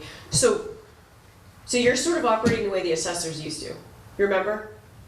I'm sorry, what was it? You're sort of operating right now the way the assessor's office used to, where there's an elected board of assessors, but from among themselves, they would they actually hired the administrative assessor, remember? Yeah, So that's pretty much how you're operating now, right? yeah. Yeah.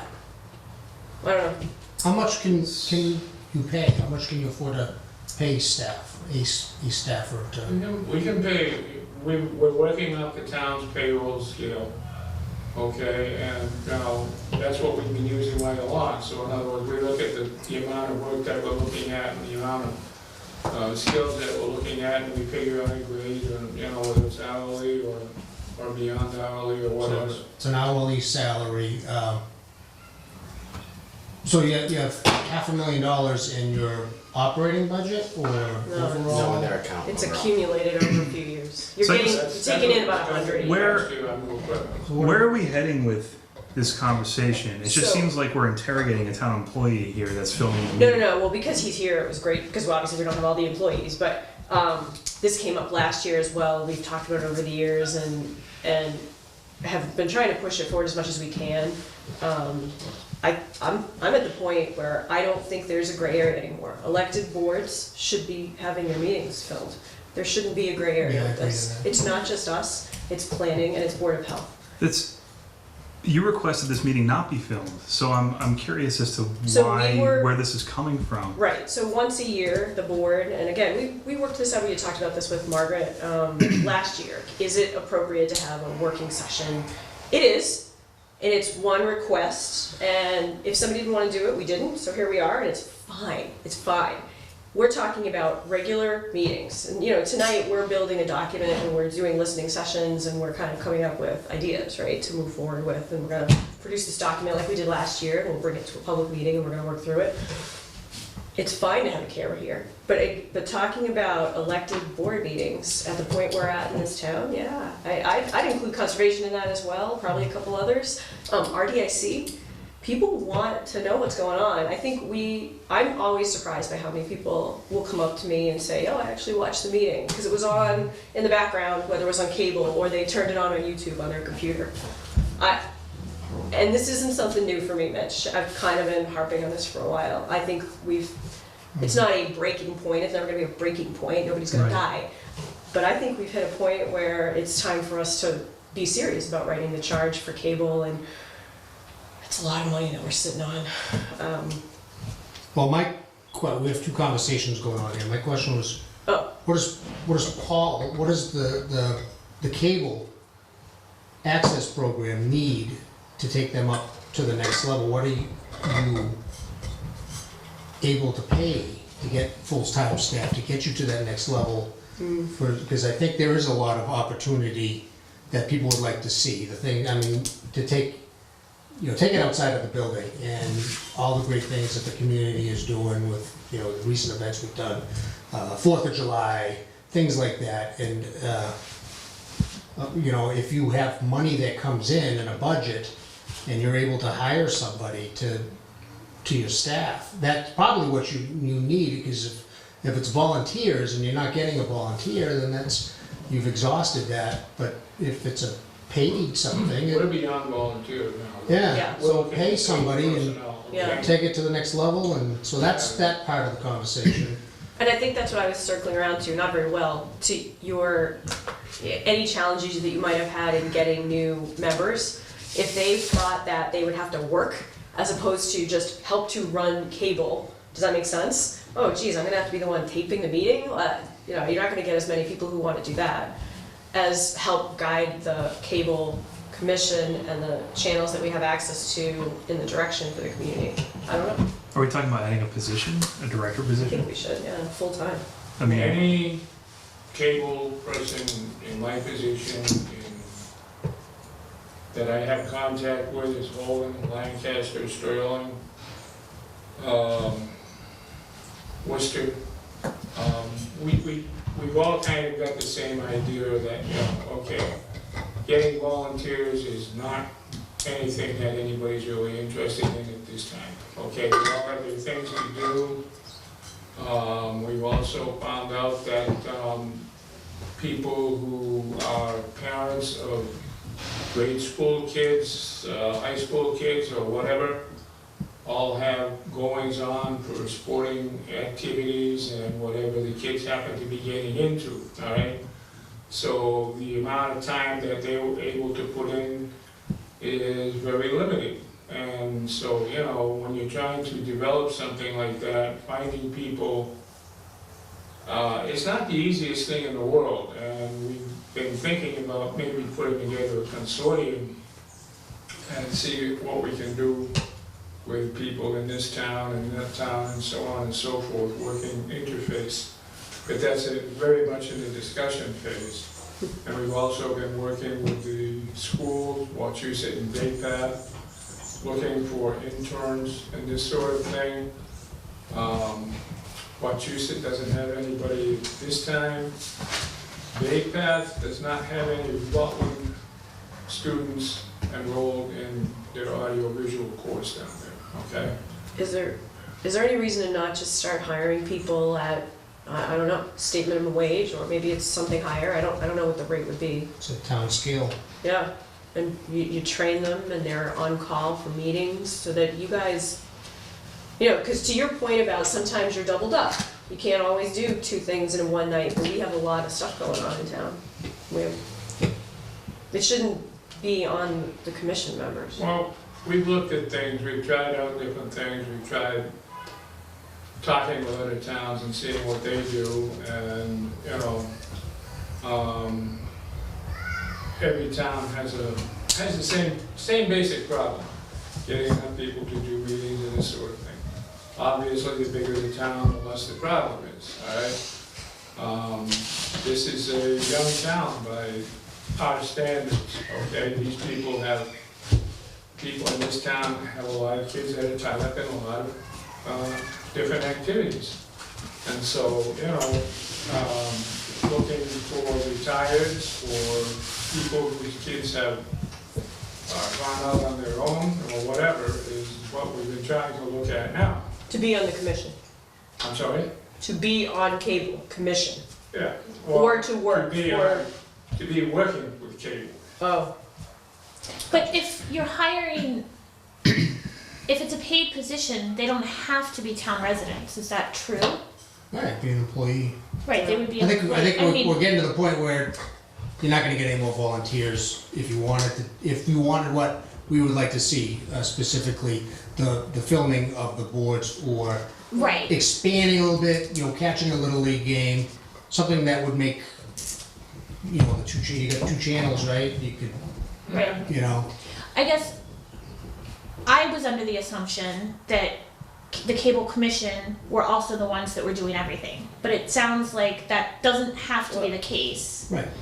and that there's enough funds available that the commission could be more of an overseeing, like, visionary group, Like library trustees right, or something. and not the ones that are going to everything. I mean, go to some as they find interest or availability, but that there's dedicated meetings, definitely, that are filmed, and those are hired for, you know, not necessarily hired for specific meetings, but paid positions, is my thinking.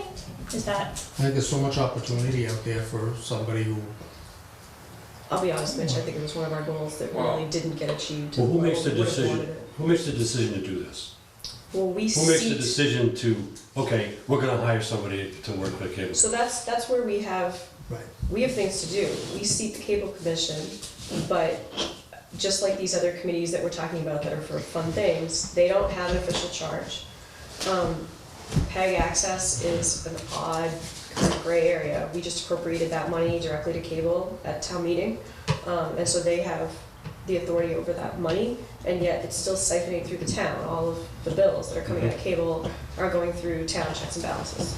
It's a, Relative to money Weird coming in, states. the FCC is looking to drastically cut the amount of money that cable companies pay for paid access groups. I bet they are. What are they gonna do when cable's not even around anymore? Which might be, It That's a will be different around question. in some fashion. Yeah. I envision it being quite a bit different than what it is today, but it'll be around in some fashion. I Well- think we're beating a dead horse right now. Yeah, yeah, yeah. I think the My question is it still a goal? Is it on the commission to make a decision and do it, or is it on the board of selectmen to make the decision and do it? Why don't we have the town admin look into what comparable communities are doing with this? And it goes to And the then we can question I was move in gonna that ask direction.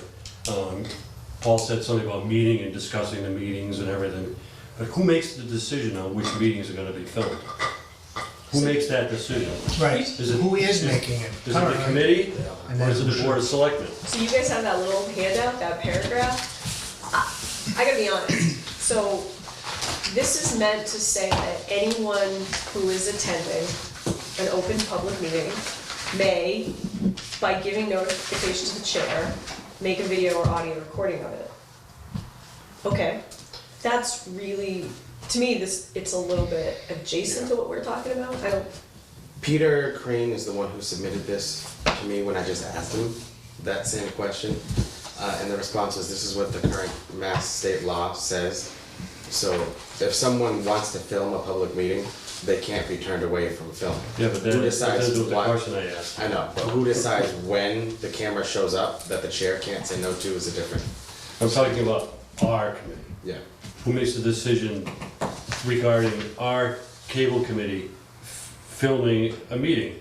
Is it the committee or is it the board of selectmen? If we have 4 meetings going on, do we tell the committee, we want you to film this meeting? These are the priorities.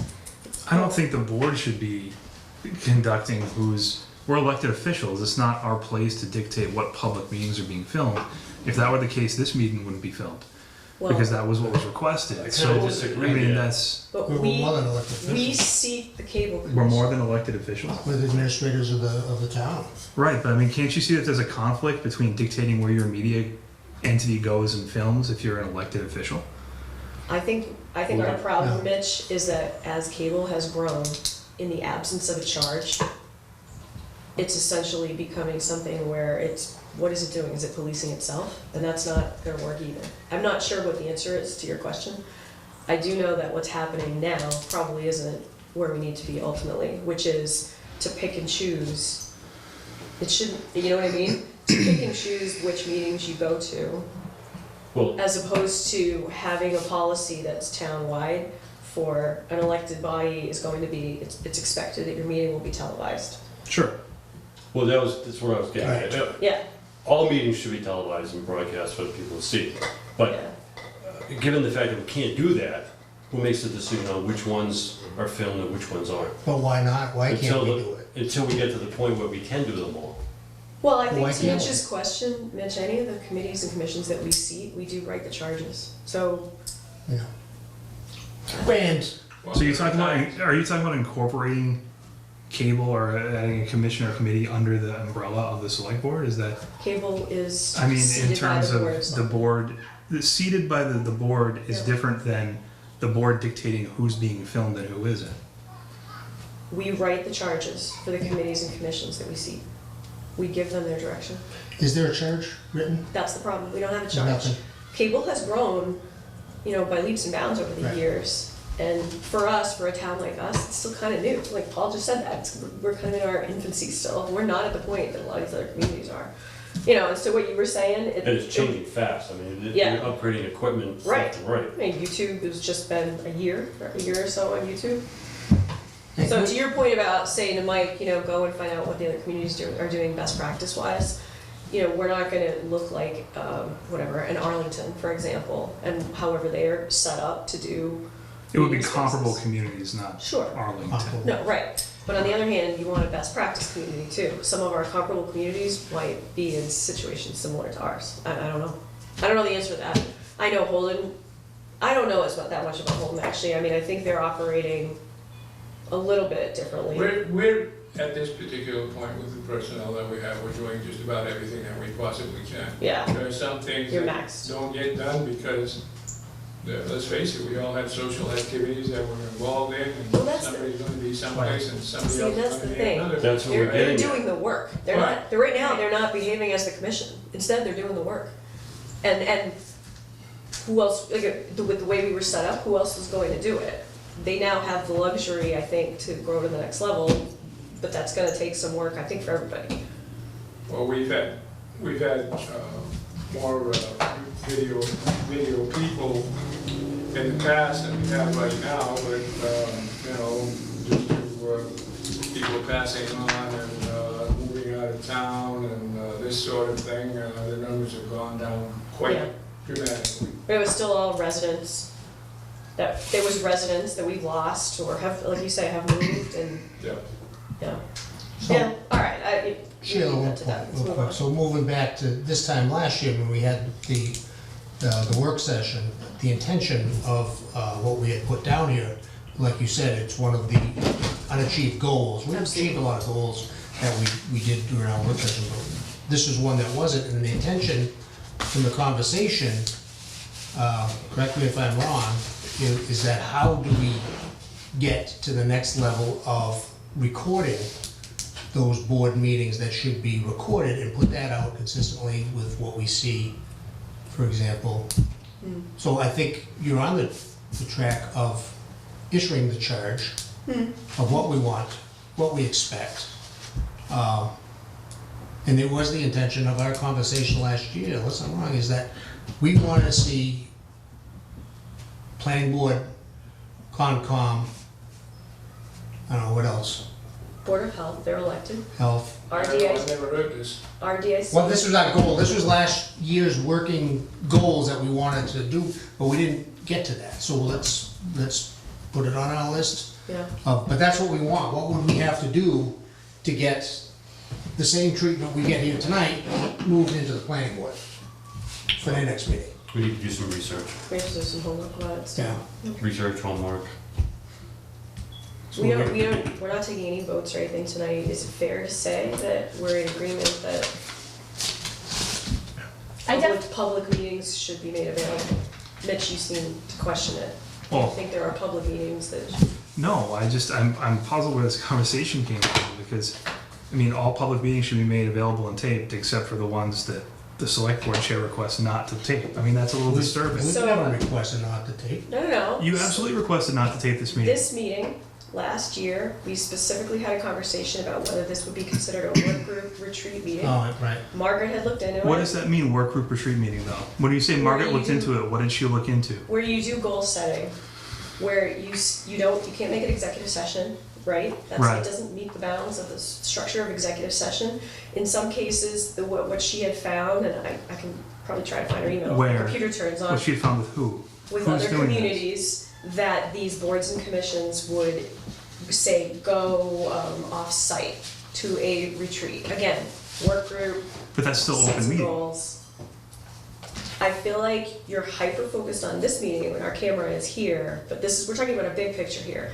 Our meetings, our regular Board of Selectmen meetings, Mhm. every other Monday, are televised. Right.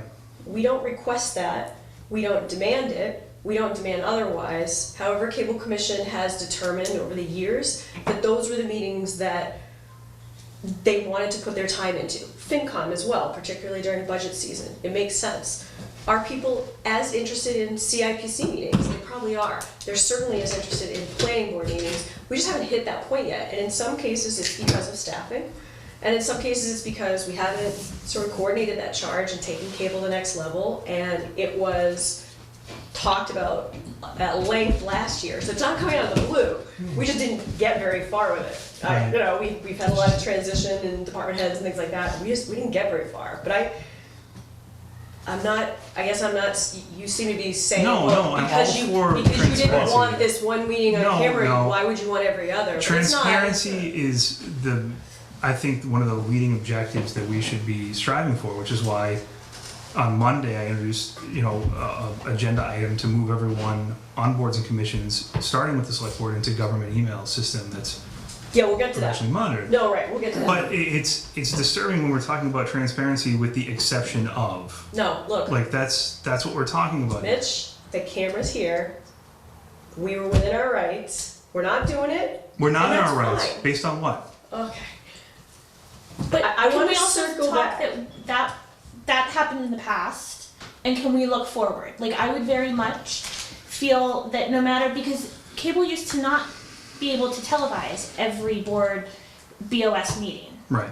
Okay, so it's within the past couple years that they've made a very concerted effort to be at every BOS meeting. There's been times that because of equipment malfunctions or something that they've been hoping to do, especially when we've been in the larger library room at the library, that it hasn't panned out. And we've still had our meeting, and it's still been an open meeting, and there's Sure. minutes and everything of that nature. Yeah, but that's different than what he's trying to say. So, but I'm just saying, can we now look from today? Yeah, as long as all the meetings end up being filmed and not part of the meetings, Right. unless we request that they're not filmed and they're not open All, meetings. all board meetings or all of our meetings? Our meetings are board meetings. We have a quorum here. Okay, I think we're all saying the same thing. I think we're all in agreement that in a perfect world, more town meetings across the board, all boards, commissions, committees, would be filmed rather than not. Is that Right. fair? Yes, that's Okay. fair. Alright, so we just need to get there. Right. And it's gonna be a work in progress, and maybe, the elected ones are first, and then it's some other tier, and there's a significant group of people who watch cable that might wanna see council and aging meetings get filmed, or maybe there are some more community events that we wanna get filmed. And I think, given a better staff, where Paul's not the one doing the work, right? He's got a director who is coordinating a staff that's out filming. I think, you guys are gonna be able to get there. I would be perfectly willing to bring my committee to meet with you people to talk about this. Okay, I would have no problem with that, none whatsoever, and I don't believe any of the committee members would have any problem with that either.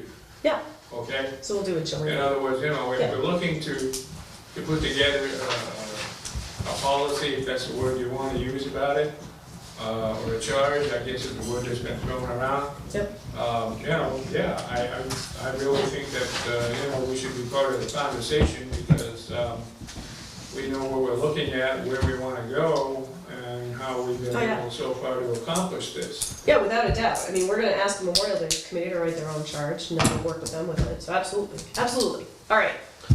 beat We this put it on a down. future Beat the agenda dead and move on. Can we put it on the agenda We're and gonna then get it. invite them in? What's that? Sure. Can we put that on the Yeah. agenda and invite them in? and- Yeah. Just as a quick question, since the camera is here, is it dark enough that we need to turn the lights because the sun went down? No? we're good? Not yet, yeah. You'll let us know, Yeah. because we're gonna start hitting the button. You said 8 o'clock, Sheila. Oh my God, 4 really? minutes. I said we should try, I didn't say we were gonna do it. So on the bylaws, marijuana passed. One thing we have not revisited that the police chief wants to revisit is to add marijuana to open carry. Yeah. We should anybody, Well, that, I think we were waiting to see the bylaw committee start, right? well, And not planning board sub-bylaw. Oh, so many committees. You gotta have a lot of employees coming in if we're gonna Right. film one meeting. yeah. But I think once we seek the I, bylaw committee, that could be something that we can, right, but Peter's working on optimization, probably for the next, and codifying for the next year. It doesn't have to be a goal, it was certainly one of Nick's goals. Well, I mean, Okay, got it. what was the justification behind it? Jeff, maybe you can better answer this, the chief wanting to prioritize that. there was a, and I wouldn't throw it on the chief too, because I think we had some conversation on it. It was there a second bylaw that was kind of confusing? The gist was that the way it was written, that if somebody were to smoke a joint at the 4th of July parade, you could not, the police were powerless to do anything other than issue maybe a civil citation.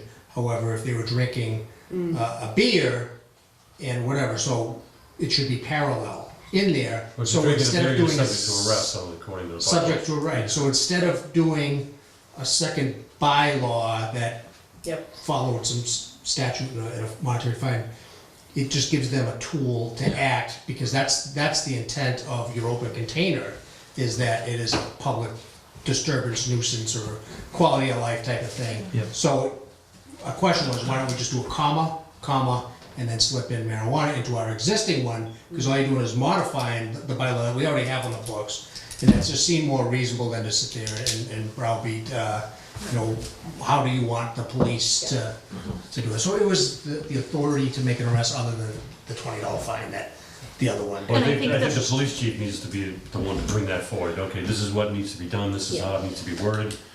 Can we do this? That's my. But I think my that's thought. the background to it, and I think it was, my understanding was the police felt that that was much more easy for their department to understand and justify than a completely separate bylaw that then needed. So it was pulled from all the bylaws or the articles that was going to be voted on, saying this might be a better product to work on it, and then Yeah. You know make what? it parallel. Peter had actually found it. Yeah. Peter had found it maybe for another community, or he had cobbled together Yeah. from a few that he had seen, Yeah. and in conversations it was, wouldn't this be better to just amend open carry, or the Yeah. way we currently phrase Right, what's so existing? instead of throwing But we didn't do it yet. Yeah. $20 fine thing out there. So we'll go. Okay.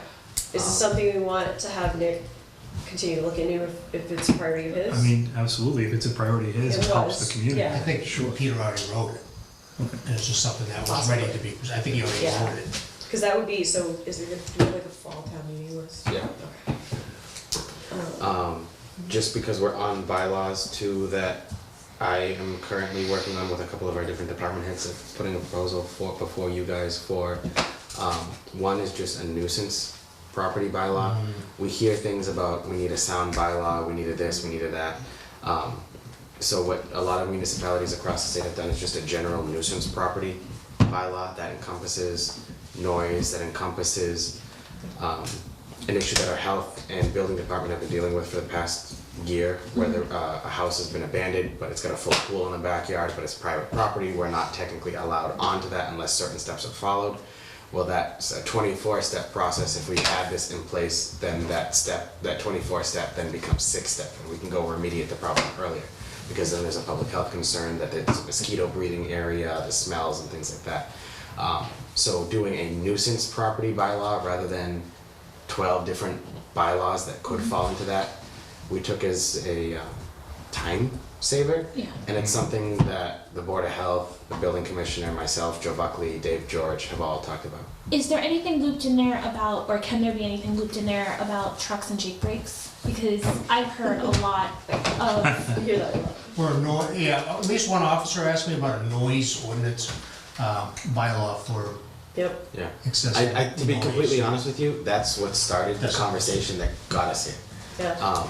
I gotta ask, what types of brakes are those? Jake break. Jake brakes. break. You don't live, Oh, no, those you don't live on things. Cemetery Hill. Oh my god. but it's I mean, as Rutland has gotten a lot more truck traffic. Yeah. And the trucks are using a lot more roads than what they used to. I've heard a lot more complaints of Yeah. Jake brake noise because it's also a safety concern. I don't know the mechanics of how they work, but I think they essentially take their feet off of the pedals. Is this, and Yeah, no, they don't have much control or something. I don't like. I- If Skip were here, he would have known. I was gonna say, Yeah, I'd have to look into it, But- to be honest, to see if that could fall there, just because there's a difference between personal property and real property in that case. right. But, You also don't want to impact, if you put in something where you're punishing these drivers, you're Right. impacting commercial enterprise. There are certain places you can't use them, and to be honest with you, somebody from the state police truck team would know the answer to that. yeah, So the police department could just certainly contact Okay. Trooper Johnson, who was right here in town, who was a member of the truck team. yeah. So Chief So- Monaco has worked in a community that actually had a noise ordinance, Yeah. and there were decibels within it, Yeah. within the Yep. language of the ordinance, and there was conversation about how you define it, And what enforce tool, it, right? what tool you need to measure it, and then how you enforce it. So, Yeah. So we have collected examples of different nuisance property, just general nuisance property bylaws, Yeah. and have been reviewing those as a team Yeah. to see what works with us. And maybe that that, fight on the town meeting floor, people will be very cautious about hearing something like that. and very maybe the cautious. Jake brake needs to be something different, and or can't be doable. I don't know, Yeah. but I just wasn't sure. And again, it's something that different communities do different depending on what the needs are. Yeah. There's some that go a lot more extreme than I would go, and make it to the point where if someone's grass isn't mowed, the town would go on and mow the person's grass and then build a house. I wouldn't go that far, I think that's a little too far. But then there's some that's just a noise ordinance. So it's trying to find what fits the town's needs. But I mean, did we We're a not, live free or die kind of town. Yeah, You have to define nuisance too, because Yeah, it's all in the definitions. Right, I mean, we work for Worcester, I mean, it depends, like, is blight a nuisance? Is trash on somebody's property a nuisance? Is disrepair of a part of a property a nuisance? I mean, is that, A lot of What the do you define? subdivisions have homeowners clauses, like in mine, Yeah. you can't have a blight. If you have a shed, it's gotta match the look yeah, of that, and the reason for that is because you lower the next person's property, and they do have, it is their business, that if you let your place run down, so. but I mean, like, it's also tough too, because we're in New England, Yeah. and Worcester next to us, I know that their housing stock is one of the 10 oldest in the country. Yeah. So you have a lot of old houses here where you're gonna say, oh, you know, that's not up to modern code, or that's, I mean, you have to be careful on how you start defining these things. Exactly. Because literally, my house is unpainted and it looks worse now than it did at town meeting.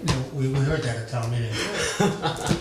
I mean, I was meaning to talk to you about that. We heard the comments. No, it legitimately looks worse now, in case any of you are watching, because we had insulation put in, so they were pulling boards off the front, and the paint is just, it's Paint your worse. house. Yep, it's worse. Paint your house. yeah, I think it looks fine. Is that lead paint too? It would have to be because of the Yeah, age. the whole house has no paint, absolutely. Ooh, that's tough. Well, actually, it's So- easier now than it used to be, but see, we can But- talk about that later. Yeah. just for like a clarification out there, I'm not saying we should go the gardener route and put the cutting grass thing there, or the plain bill route saying you can't board windows. Oh dear God. You can't what? Board windows. I think that's going too far. Yeah, gas powered leaf blowers. I heard that communities outside of Boston outlaw those. That's right. It's like, Um, wow, What, you know. clotheslines? Lawnmowers. Clotheslines? A lot of, Clothesline. well, a lot of neighborhoods here Yeah. don't even allow clotheslines. Well, mowing your lawn at 10 o'clock at night. There's one community out west, and I can't Front yard remember it, fence. and it's gonna kill me the rest of the night. But put in there that you can't dry your car with a leaf blower because someone decided to do that. It was probably one person in the neighborhood. And it Yeah. just- Yeah, so Everything is a made reaction. everybody mad. So yeah, you just gotta be Alright. careful. It's a slippery Yeah. slope. Yeah. You just gotta be careful. Sheila, the town meeting, we did approve a bylaw committee, right? Yeah, absolutely. So, wouldn't that be perfect, just to say, hey, here's some suggestions, shovel it to the new committee? These are concerns that have been brought up, and then see what you think, and I'll discuss. tell you, if we were gonna do that, the only two I personally would go for would be if Chief Monaco wants to do the marijuana open carry, and for me, it would be TA, and Mitch, for you, because you weren't here, one of Margaret's last requests was that our town, in the absence of a charter, which, maybe someday we'll get to, and we can talk about that later, needed a bylaw that defined the position of town administrator. And we didn't get anywhere with it. And She that was- left, and That was also something we heard from, Did she put together some materials for that? she gave me some examples, yeah, we got a folder somewhere. and that was I, also uh, something that we heard from Bernie when we were working Yeah. with, was a lot of TAs or people looking at TA positions are Yeah. turned off by not, or not, I don't wanna say turned off, but hesitant or have more questions with the absence of any sort of Right. anything. Because nobody wants to protection. be micromanaged in dealing with Right. Right, department heads that are hearing different things from different people. right. Yeah. On that same thought, after you had left on Monday, we had talked about tabling it till tonight's meeting to talk about how much authority or rope we were willing to extend to Mike's position to sign a letter. Rope. A little bit of rope. Where you're on a rope, you know? And I don't know if that's, we didn't talk about it on Monday, so what it was presented was, hey, can I sign these letters, which is like to the state senator and the state rep, can you help Right. pursue X, Y, and Z? And so I brought up well, that would be something that I would assume that the executive officer of the town would have carte blanche to go ahead and sign. So we had a little discussion on Yeah. that to see if this is something that we could talk about on, anything short of dictating a policy change or something like that, that the town administrator could have signatory authority on there as long as the chair was briefed, and the chair would decide whether that's something that needs to. Yeah. One of the needs to examples be was like put a on. thank you card too. I mean, Thank you Stuff like cards. that shouldn't come to us for approval. Congratulate, hey, please help us, or whatever, stuff Yeah. like that would, something that but When we had our intern here, and he'd been a TM in several towns, Bob. Reed, he was the minutia, in some cases that we deal with at our meetings. Are you kidding me? Yeah. Well, yes, because we haven't been doing this that long, sorry.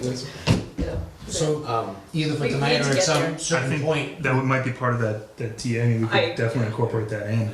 I can say that I have talk to members of the bylaw committee, because I don't wanna look like I'm writing my own job description and like I'm patting myself here. Why wouldn't you? Well, I'm giving them the stuff, I'm just saying I don't wanna be the only one to do it because I don't wanna make it look Oh, bad. So I'm saying, I've given them saying, this is a list of like 15, and this part here, this part here, this part here, this part here. I don't know, Mike, you're not just writing it for you, you're Sure. writing it for the position. Yeah. I would Sure. actually be fine with it. And that's, I mean, I think that's something I try to be mindful of, even circling back to like the charge for cable. We're not necessarily writing charges or bylaws or whatever for the current situation or the current individuals in that current situation. It's more of that forward thinking for the town as a whole. And so I know I sometimes fall out of that mindset of being like, I'm just so in the here and now. But if I take that step back and think like, for the town as a whole, this is what is needed or would be best practice or whatever, and not, again, for the current individuals here and now. Right. I mean, I would just like to think that the TA can speak for the town. Right. As long as the board, or at least the chair, has visibility on what he's speaking to, right? Absolutely. I would think that's how pretty much any organization is gonna Yeah. go. I don't want to say, Yeah. sign this, permission to sign, you know, so. So if either at a future agenda or, Well- let's get that addressed. Well, is it one of our We'll goals? talk about it. To move forward, continue to move forward with, you know, because we, again, something we really didn't accomplish much with the TA bylaw. I would love to see it. I mean, that was something I had talked to Margaret about Yeah. before I was elected, and then as soon as I joined the board, Yeah. and then just going through the search and everything and hearing from Bernie and talking with Bob and just getting that feedback from the MMA even, how many towns have something. I mean, how far would that reach? I mean, my question would be though, would that also govern chain of command in terms of how processes are handled beneath the TA's position? So not with just department heads, but with other employees, so we don't have a system where you have people talking to people. I mean, it's just, we want to clearly delineate a chain of command associated with that position, I would assume. Right. And Yeah. keep us out of the weeds of employees. Right. And I think a lot of that is kind of unspoken now. I mean, it's spoken, but it's not official, Right, if that makes sense. You know what I mean? Like, right. Unspoken is as good as it's written on. So I don't, but It feels like we're still transitioning out of that, I guess. Yeah. It's taken a yeah. long So let's time. definitely We're still trying codify to catch up. something. We're still Yeah. trying to catch up with the rest of the world. I think that's Yeah, a good really. priority. To Yeah. codify that would be a good priority. yeah. I agree. So it's something, I was actually hoping to have something ready for Springtown meeting. We went back and forth whether bylaw or charter and what made the most sense. And then we kind of pulled back feeling like if the charter's a big step, and given the rumblings and everything that happened in Westminster and, Is it Westminster? Well, yeah, Westminster wanted to change from a administrator to a strong manager. yeah. Yeah. And I got so shut down. would a bylaw be the, you know, kind I think of it's good the first. introduction, first step? Yeah, it's good first. You know, having a Yeah. TA for the town was a big step. Yep. All right, I have a new goal. It's 8:10. In 5 minutes, no, in 10 minutes, we're gonna run through at least this document so we can get to our own new stuff, and we'll have something on that whiteboard. Ready? Go. Go. So buildings and town properties, the town property review committee, we've established it, yay us, we've seated it. Okay, senior center, is this something we would like to continue to pursue? Well, it says task force. We It just does say need the task committee. force, Yeah. which I we was like, see. Can we, Are we still? well, here's my, can I throw out a thought on that? Yep. In that we're looking at different options and directions for this. I know senior housing is also priority up at Rutland Heights, right? That's something we've been thinking about. It's on the list. Or at It's least the that's on the master list, plan. that's on the list. Can we maybe before, oh, this is just a thought, before we move forward on tasking these folks with something, at least broach maybe CMRPC or look at what other communities, like other communities in Central Mass are putting in new senior centers. They're incorporating senior living projects with these different recreational facilities. Can we at least look at some of those things before we task another committee into doing it? You don't want them to look at it? I agree with you, I would Well, I love mean, to. it just include sounds like that should be something that our paid municipal employees can do, Okay.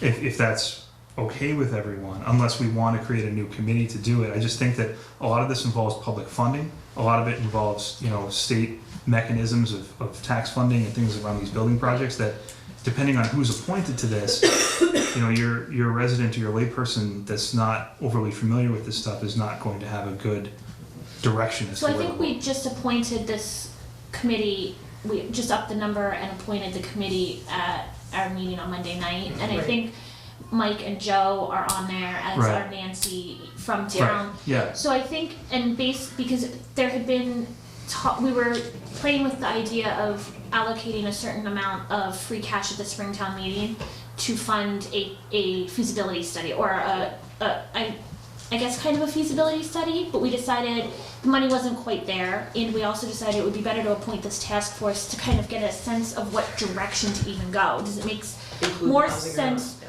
to look at housing or not, to look at existing buildings and space versus new building and space and all of that. So Yeah.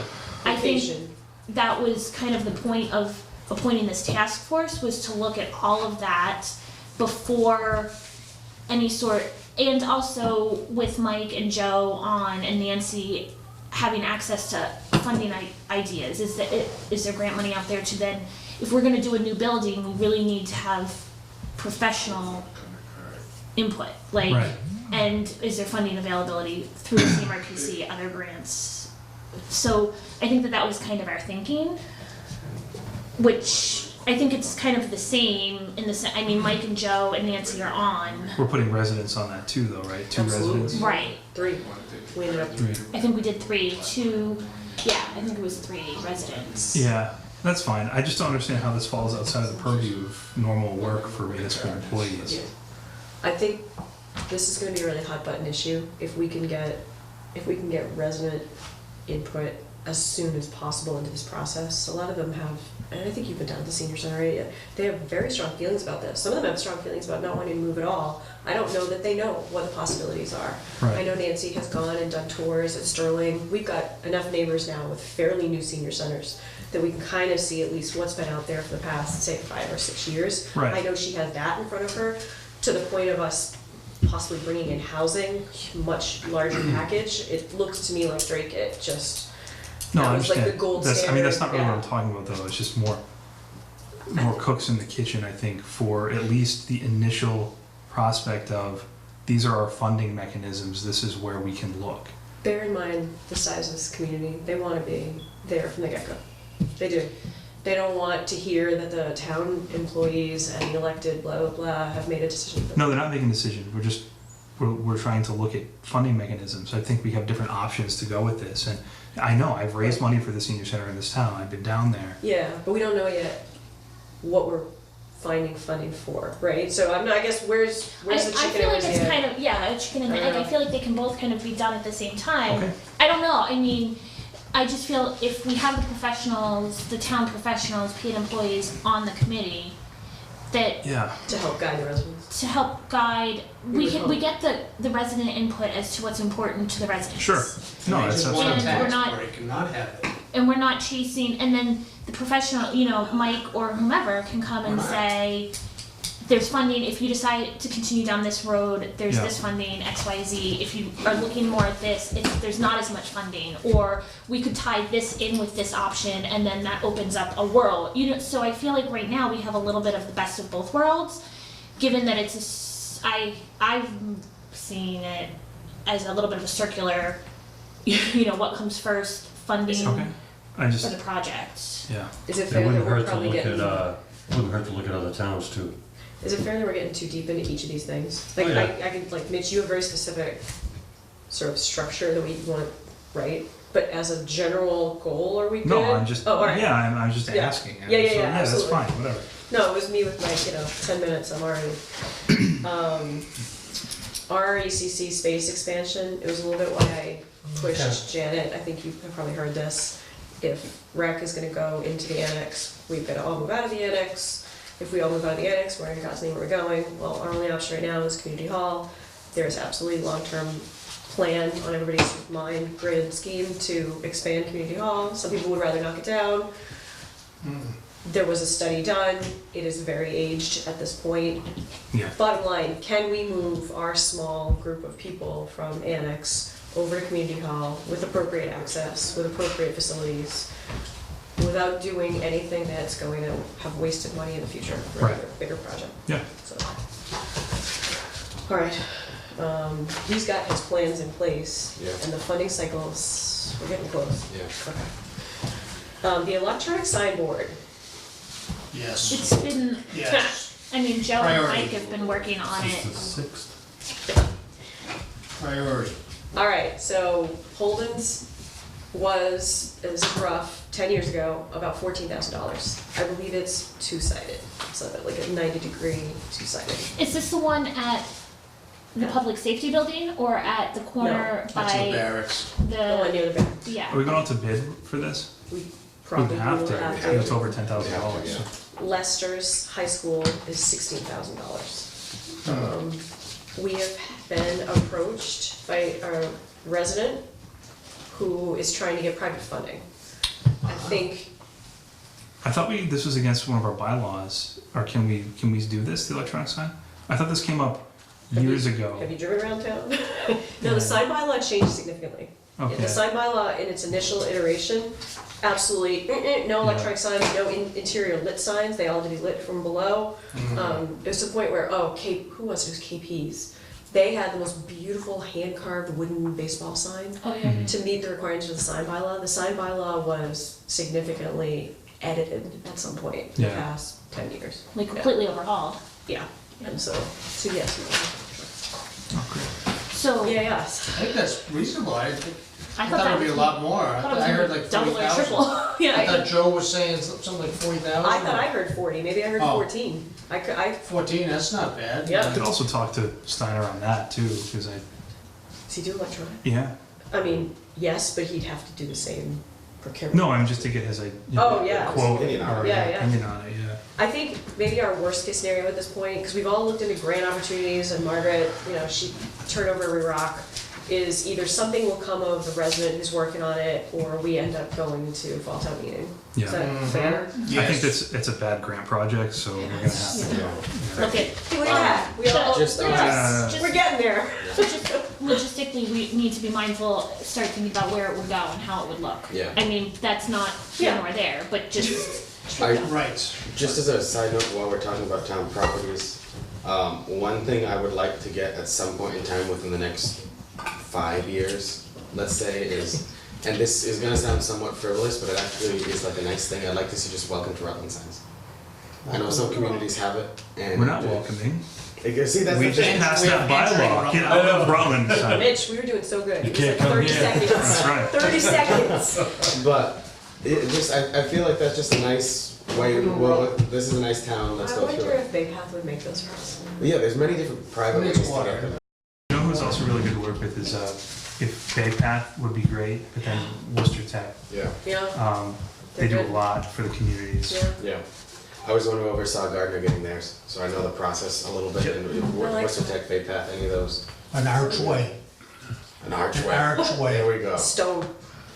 With a But, keystone and the. Keystone Just- Arch. Yeah. It's a nice thing that makes the town stand up. Or Yes. Steiner does those too. So Yeah. I mean, we got a local guy in town you can talk to about all these issues and. Keep the trucks out of there if you did it low enough. No more jake No more breakers. jake Oh, there we go. Just plow right through it. I don't know. Signs down again. Considering trucks are running into Storrow Bridge every year, Yes. I'm thinking we're probably just gonna. Yeah. I think that should be a meeting goal for the, Can we add it to our Fall. electronic sign? Sure. Is it reasonable to add it to welcome to Rutland signs? oh, Package that's talking deal about on the sign. signs? We can just package them. Yeah, alright, yay. I'm turning over the page. Departments, Water and Sewer Commission and Study Committee, so Monday we have super fun meeting, right? We have our renamed, we're actually not the Water Sewer Commissioners, what is it again? Board of Public Works. Board of Public Works. You can put that in the resume. Years it's been Water Sewer Commissioners, nobody corrected us, but that's alright. Apparently the town adopted that in the, like 75-ish. Excellent. Peter's got the actual date. Yeah, and we know you weren't born, and you weren't born, blah, blah, blah. You weren't born, Yeah. seriously? That was wrong. I was. There will be a lot of paperwork again. I don't know if you noticed, but it got posted as an information session, public hearing, we need to go a little farther back. Mike was away, we didn't post it as a public hearing, so we're posting it as an information session, which means that follow-up meeting on the 24th will be The public held. hearing. The public, will be held the same as we did when we did the moratorium, which was public hearing, close the hearing, take the votes that we need to take on, yeah. June 24th. Yeah. So is this, what time is the meeting on Monday? do you know? 6. June 24th is the only one that I'm iffy for, because it depends on, The other piece of this though, which has come up over and over every time we talk about water sewer, is whether or not the water sewer commissioners, AKA Board of Public Works, should be yet again another separated committee, to your point about lots and lots of committees. There are people who think it's just too much for the board, it's Yeah. not really I mean, we're into the same issue where Yeah. it's a complicated issue. And if we have another committee, we want to make sure that people are, whoever's on it is familiar with the issue versus, this sounds like a fun volunteer opportunity. right? And then So 3 we years don't from now, Or I what have happens? strong personal feelings about this, and I'm gonna be bringing them to the table, which, you know, everybody has personal feelings, but Well, of course, I mean, ideally you'd have both, somebody that's passionate about it, but also somebody that's worked with it before. Yeah. But I think that's, I mean, if you want to create a new commission, that's really the only way to do it, is to make it more of a professional kind of, Right. yeah. you know. Whereas right now, it's basically just taking the advice of the director of the Department of Public Works. Right. That's what we do. And I feel like right now, with our current, I can't speak to previous, because I only had a year overlap with Gary, but I feel with Joe and his water sewer background, that right now, and this goes back against my, not for the people that were currently in the position versus more of the general what's best for the town, but I feel very confident with Joe and in his water sewer background Yeah, to help guide us. But that's not gonna, I mean, Joe's not gonna be around Well, I forever. was gonna say, We're to your not point gonna be about here the forever. future, And that's what I mean. can't always that's- rely on government competence. Right. So, And so I feel like it's something we still need to maybe mull around with, yeah, but that I'm hesitant to leap in and make any changes by, yeah. Is it fair to say we should get through the current concerns before we talk about Yep. that again? Go to the Or extension. Yeah, I think we should separate those. I would Yeah. agree with that. yeah, we could always revisit this in January if anybody's all of a sudden saying, let's talk more about water sewer. Well, all right. Yeah. yeah. The rec director's reporting structure has changed. Has changed. No, No, it hasn't. no, it hasn't. July 1. 1st, July 1st. Oh, It's well, about good. to change. Yeah, that was part of the job description that the board approved when we extended Mike's contract, was we made him his own department head. Rather than the current state, Mitch, is he's 1/3 under me, 1/3 under Nick, and 1/3 under Seth. Now he's gonna report to the town. To just me. That's probably easier for everybody. So So, it's a good next step to hopefully him districting out. I think that's the goal, That's except right. for a couple of So- towns. and we had I think with Margaret, with the hiring of a new TA, it had been all department heads reported to the TA, except the rec was a third, and it worked okay with, given the group that was there. Yeah. But it was, at some point, it might not work, and how does that We resolve? were also recently approached by the TAs from Barry and Hubbardston, saying, we know he's not our employee, but we'd like to be in discussions on what goes on in dispatch. Great. That way, if we ever do move, they ever do move to their own district entity, there's already a kind of stepping stone in Yep. place off of practice. Great. And that is the goal, right? That is the goal. That is the goal. And then the We started that like 3 years ago. police and fire chief were good with, Yeah. with that, They- and that's what he wants, They were right? fully So, supportive of it. I remember them talking That's our about it, job. and, Yeah. yeah. support. Because the Seems question like got that made brought up things better that for them almost. That's what they want. if it just seemed from past practice that if there was a personnel issue, it was taken care of by the TA and the director. If there was a disciplinary issue, it was the police chief and the director. If there was a budget issue, it was the fire chief and the director. Yeah. Rather just make, and then but all three of us dealt with each of those things. So now it's just It's me. reasonable, We did it. it's reasonable. But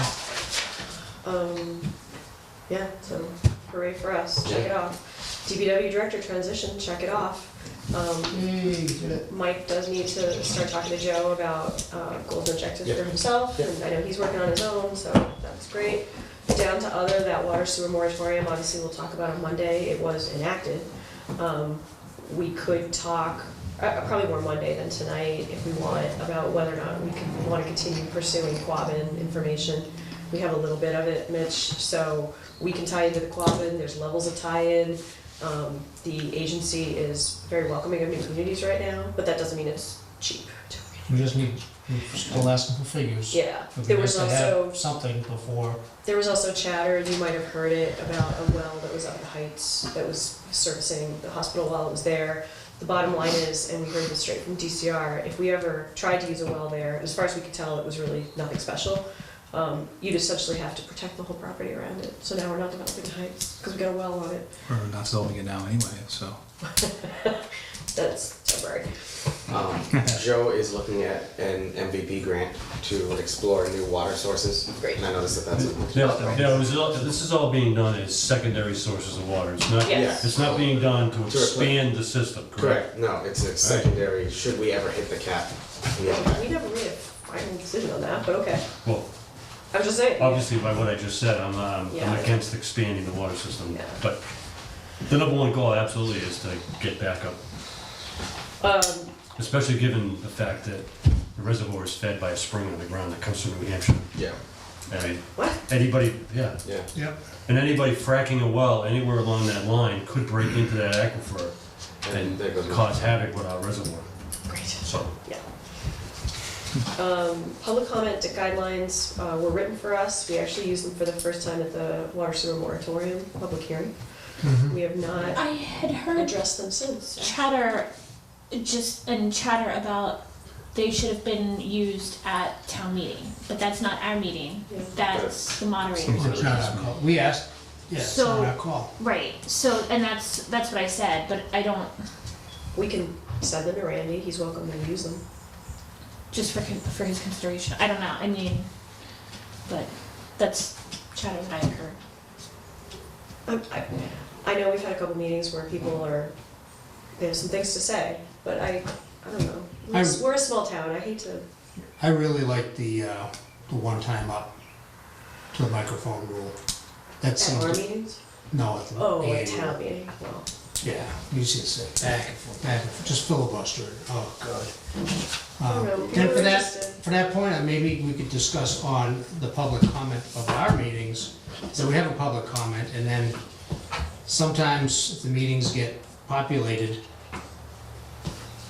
the audience feels like they're the sixth member of the board, and if there's something that they don't understand, up they go, I don't understand what you just said, and it kind of derails a little bit, but I understand that that's the chair's prerogative. I know I let them go. I do. But there is a lot, there's a lot of back and forth. You provide a lot of information.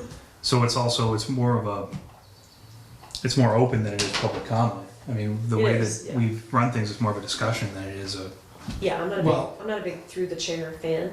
I would much rather see, as long as the discussion is remaining civil and people are taking turns, I'm not sure the value of shutting it down at that level. But I know what you're saying. We've had situations. I mean, it's your call, obviously.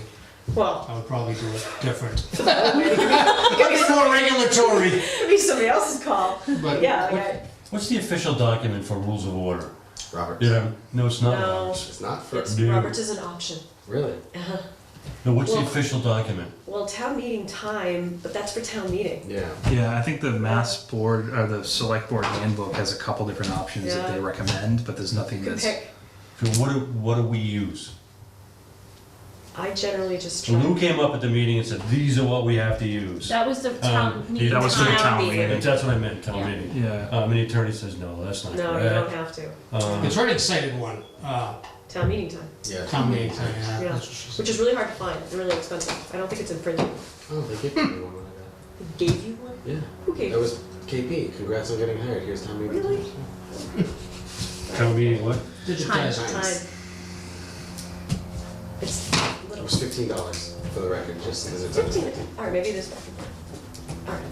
I checked the tag on the back. It's a good meeting. I have known people who've gone to libraries finding this book. Oh. Okay, anyway. Next, increased community outreach and recognition. I'm feeling like Jeff Stillings has I was single-handedly gonna say, this taken is Jeff care of that Stillings for us. all over it. Gotta make up for stuff I don't know, you know? Put on a dog and pony show. I think we've done good. Yeah, we had a ribbon cutting. We had Yeah, with- the Moses Howe. A couple days named after people. The Leafs. We've done good. I would expand on that a little bit.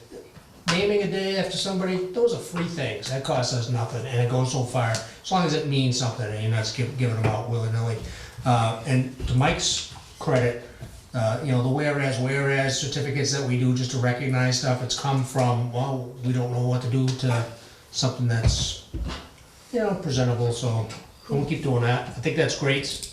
I think that should be one of our secondary or triple-ary functions of the board, is to do recognizing in there. And with that, we also learn that for everybody you do recognize, you're gonna get it from somebody that you didn't recognize. So diligence to make sure that that we're accessible and whatever. But I mean, hey, Madera, California knows us now. That's great. I love that stuff and what you're doing there. Yeah.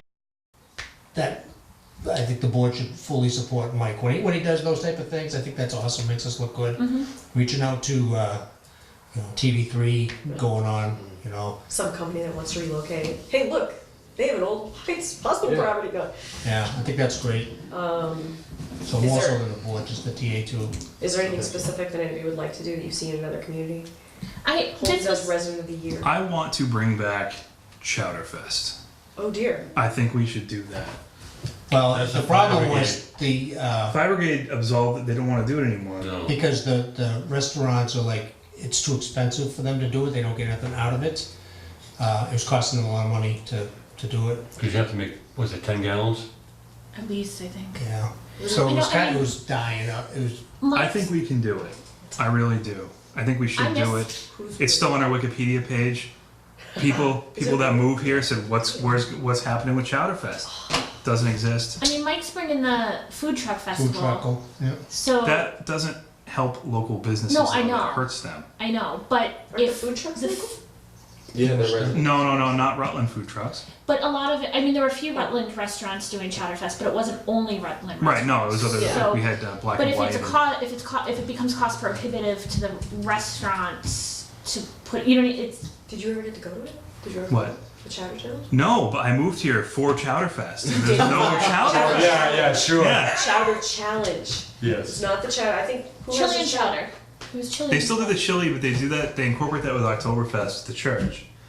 But I think if we Well, that's what the actual. I was like, what is our if we doing? if we kind of combine events in the fall, I think we could at least start to pick up momentum a little bit on something like that that's more community based. I mean, we get a good response for the holiday, the tree lighting every year. You get people out there that are enjoying the I think night. that's a lot of work for, It's historical society. right, the historical, I mean, it's great, Festival of Tree. but Yeah. I feel like it might be a lot more work than what our 5-member board and Mike can, I can get some people organized Pick and up. work on it, Well, that- So- but that's To that Really point. great. or 6 That- more committees to handle it, and we Right. can I go. was Well, like- well, no, Mitch, that's a good question. So do you Chowder want that to committee, be like chili 4th of committee. July, a chowder committee, chowder chili committee?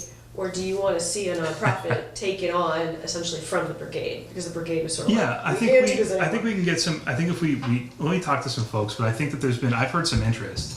So I think we can get some good public-private partnerships to get the thing back up and going without having to put burden on a Alright. committee or the board or anybody. But I wanted to make people aware Alright, that we do you should. write that down? but should can talk to you, the fire Should we look I at was gonna it? say, reach out to Absolutely. the fire Reach out to brigade, fire so make sure not to, if maybe they would be happy to They meet every Monday night. be involved again if Yeah. they had more Support, support. absolutely. Like, if we could help them out with it. Right. Isn't it and the I first don't, one? and I don't mean It's to every sound Monday. negative. Like I'm all for it, and I'm happy Yeah. to help as. There's a reason why But they stopped it. They said it was becoming too costly, and I think the time commitment for them might have been because they were taking on the burden of the lift It's a lot themselves. of work. It's a lot And of it is a work. lot of work. Well, and it had gotten big and popular. To your point, it was on the Wikipedia page, and you wanted to come and move, right? So Yeah. I get it. We had a similar situation with a guy who still lives here in town, who grows giant pumpkins, and he started doing a pumpkin paddle on Long Pond in the giant pumpkins, and it got picked up by Yankee Magazine, and he's like, I'm out. It's too much now. It's too much. I'm out. Yep. That was cool It though. was so cool. We go down a long pond, all these people sitting in pumpkins paddling around. Fantastic. It was It fantastic. was, Do you want to bring that back It was instead? cool. I mean, I like Carnival? chowder. The pumpkin paddle? The pumpkin paddle. we used to have a carnival every year on the And ball it rained field. every year, it just. it There's a killed it. school group trying to bring the carnival back. They had arm wrestling Phenomenal. contest All right. at the beer tent. I just wanted to. This Smash isn't a car. specifically outreach and recognition from the board, but the rec department helped sponsor the Beauty and the Beast play at musical with Central Tree, and it was With Central Tree. well, it was at Central Tree. It was rec did it. Rec did it. It was Yes. not a school production. Yes. But it was just awesome, and there was a really good turnout, and so I think if there's ways that we as a board can be supportive of other things that our other boards and commissions are doing, That's, It goes to speak to the liaison issue. right. that's true. And you know Go to what? their events. We, they look to us to recognize something that they're doing, and they're all volunteers too. Yeah. you know. Right. Yeah. So I think, I mean, it's not, it's a little bit more work on our side, but it's not, and also just, if possible, being present at these. And that's one thing that we can do. I mean, you gotta think about what we can bring. I mean, if Right. the board wanna go put on a chowder fest, Right. that's fine if you're willing to volunteer, but one thing that we can do is support those who do. Right. Yeah. Just even if it's just signing a letter. I went to the brigade meeting last night. You gotta go to the next brigade meeting. Mike was voted in. I can tell you that, yeah. Oh my god. Okay. But anyways, so, but, you know, we signed that letter together, and that was on their agenda. That was Is on it their on agenda. camera that the brigade doesn't allow women? Really? Okay. Keep There's going. plenty of women on the brigade. That Monday night thing is the committee that's working on the old firefighter. Anyways, But no, I just think that goes to the, if it means something, and that means that, you know, to have them as one of their agenda items, then, I mean, we're, Do you as I want, respected, right, so. do you want to recognize a Pointed resident at me, for? the camera thinks I'm eating all these chips. Do you want to? Do you want to does anyone want to recognize a resident for exemplary service to the town every year? Yeah, well, I think we should have an award, such a thing that you could give. But don't we kind of do that with Like the the key, annual report? We recognize somebody who's contributed to the town for years. so that's a dedication. How would Were we you pick that You're person? looking for a for a one-year thing? Maybe they would This get year- nominated? Would there be a nominating committee? The You leaf, don't like that? Another Stuff committee? becomes all political, and then you have a committee, and then, you know, We've just had some really wonderful half the people in town are gonna hate it. I do see what Wade's saying. The wonderful people that we have had who've served the town their whole lives when we lost them. I mean, but you hate to do it after they're gone, right? Irene Anston, you know, Well, Jan we need to do Parade. it before they go. Well, of course, the Barakians were the parade grand marshals. You're right. Like I guess you're right. Parade grand marshal kind of takes care of me. We can do that as like Fine. an as-come basis versus one a year. Yeah. You know, if we have somebody that Just a is special. exemplary, Yeah. why not? Mhm. Right. Yeah. All right. well, I mean, Mike, I think Mike is on track with the leaf, the center, Oh my gosh. the Central Tree leaf or something like that, to have an icon that you give out. We're gonna have to go The up. central tree leaf. A So- leaf. He's you know, getting leaves from the actual tree. So when When they I was fall, in yeah. Gardner, yeah, when they fall, I'm not going to pick it No, up. I'm yeah. sorry. No, Don't when I hurt was in the Gardner, tree. we gave out little chairs. So instead of a key to the city, you got a seat to the city because we have the big chair in town. So when I came here, it's like, what's Rutland? And the one thing that was at the top of the job description that Community Paradigm had when I was applying was the center tree is located in Rutland. So I Googled, I went there, took a picture there before the interview, it was neat. My friends know about it now. So I was like, okay, so when the secretaries came out to look at the town, I was like, well, I don't have a chair to give them, but I'll give them a leaf. So they have a framed leaf that says Town of Rutland, Geographic Center of Massachusetts. It's nice. With a leaf. Yeah, with a leaf. Yeah. From I said framed leaf. It's Central Tree, Rutland, Massachusetts. I'll ask Tim where he put it. I'll make sure to let you Yeah. know. Yeah, Where it please, is. please. Gordy. Yeah. All right, Gardens Islands. So we have, well, actually, we fixed one, right? Yeah, One we did. island is fixed. Look at the I saw that. progress we have made. Yeah. Do we want to jump off from the work that was done at the fire department, all donated, it looks amazing there, and see if we can take this to the next level? There are plenty of communities that do the small plaques, right? This island maintained by, or this island supported by. Or sponsored by. Sure, there's the three at the corner of Central Tree Road, they're big. Yep. We're gonna have to get MassDOT to give us permission, but we know that they do. We know that there are restrictions on objects that can be projectiles, and there's a bunch of, yeah. Is that, it's a small goal, but Little money for something that goes to something. town beautification. Make it Yep, look better. yep. Yeah, I mean, I'm all, especially if it's groups or businesses in town that are willing to, know. I mean, it might even just be a small citizen group that gets together and says, So you don't have to go to town meeting and ask for landscape money, Right. right? We have heard back on that, but yes. My only question is just mindful of the signage, because I know the one at Maple is busy and we were trying to take signs down from that. Yes. So my only mindful piece is depending on what size of an island you're working with or whatever. No, I agree. It would have to be a very tasteful little low. Right. I don't know. Right. You also gotta be careful what groups are out there maintaining that too. You don't want the Girl Scouts on the island of Maple. No, and- you really don't. Yeah. Right, right, and yeah.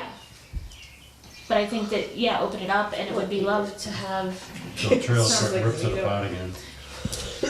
What? The trailer truck comes and rips it apart again. Yeah, that's gonna happen. But you know, I But the design's a little different on the Maple one Yeah. now, if you notice, they kind of stoned yeah. the front of it. Yeah. So, because they're expecting people to Take a take the bit. curb. Well, and Joe's gonna change the parking Yeah. and make it. Let's hope for the best. I am sad to say Ice Storm 10th anniversary is come and gone. We can cross that Yeah, off. that was, What are we gonna do? 11th anniversary? So Why not? no. All right. Committee. I'm moving on because Mike has a Sharpie. We haven't really used it. Does anybody have a list? You want to throw a list out? no, I have one thing on top. One thing. One thing. Go, Wayne, go. Yes, do it. The town population is getting close to 9,000. Yes. 10,000 is a huge plateau. And I think we should be contacting every department head and find out what happens when the town reaches 10,000. Like, I know the library, there's a 10,000 population plateau and the library has to increase to That 40 hours a Triggers week. all sorts of things. So what is the police department, what's gonna be triggered to them?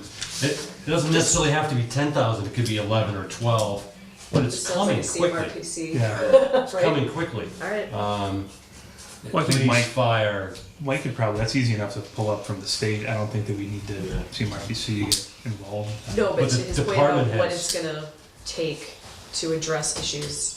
we or need to know, changes that happen Yeah. once we. we need to know continue. now. Well, like Anita knows she's gonna have to create a new precinct. Yeah. That's Yeah. one right there. And example, lockup. One of the reasons we built a new police station is because we're so far behind. Yeah. We didn't have a lockup. And we're in violation of the law. Yeah. Just one small And there's example. another Couldn't come up with a fun one. population trigger there too, for a lockup. Yeah, it has to be manned full-time. Yeah. Yeah. And I don't know if that's 10,000 or it might be a little higher. I think that's 12 or 13, it's not 10. Well, can we But find? it has to be we need manned 24 hours a day. Recently cracked 10,000 and see what they had to do? Yeah. How did it change you? Well, I think You each know- department head should be Should be mandated to contacted. find out. Yeah, I mean, it's their departments, they should know. yeah. Yeah. And they should be, letting us know Repairs what's gonna be by surprise. We could actually even make this part of what maybe if their. we want to continue the growth management subcommittee, they could look at these issues too, if you felt that that would be appropriate. No? Or, I mean, one it's child right. policy like China has. I mean, I think it's definitely, Well, that might be something in one of the CMRPC grants that they talked about, different grants that are eligible to us, one of them being the economic feasibility, but what would be the impact of, Population growth. that would be exactly within what CMRPC could do in part of their report, hey, this is what you need to be ready for. So regardless, we like this as a goal. However, I don't think it's. I like that as a goal, however it's Wise. implemented. Yeah. I think we're just tasking CMRPC with, I mean, they're not an employee. well, she said to give her a bunch of stuff, so. Yeah. See, we give her everything. Yeah. She'll come back and say no to 3/4 of it. That was your only one for now? Well, my next one is managed growth bylaw. Who and how is it gonna be tracked from here to the 5-year point? Who's gonna track it? For example, an elderly couple sells a house on Maple Avenue. That house gets sold, there's 2 adults that live in it. It gets bought by a family with 2 adults and 3 children. Who's gonna track that? Because it has nothing to do with new construction, but it has to do with growth of the town. Well, it's, I feel like that kind of relates to an issue that we had this week as well. Well, first of all, to answer your initial question, is the bylaw says is I have to review it after each year that it's from the date of its passage. Well, reviewing is different from tracking. From track, so I mean, tracking, I mean, I think that's why it's every year Mhm. between now and the 5-year sunset as a way to track it.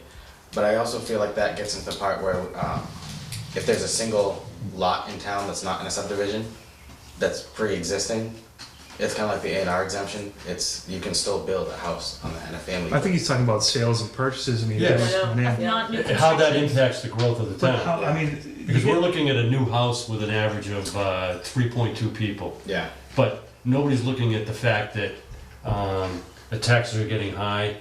People are empty nesters, so they're selling their house, to a family that could come in. and they're paying taxes on kids that they don't have. But now they're selling to a family that's coming in with 3 kids. Yeah. Or dying off.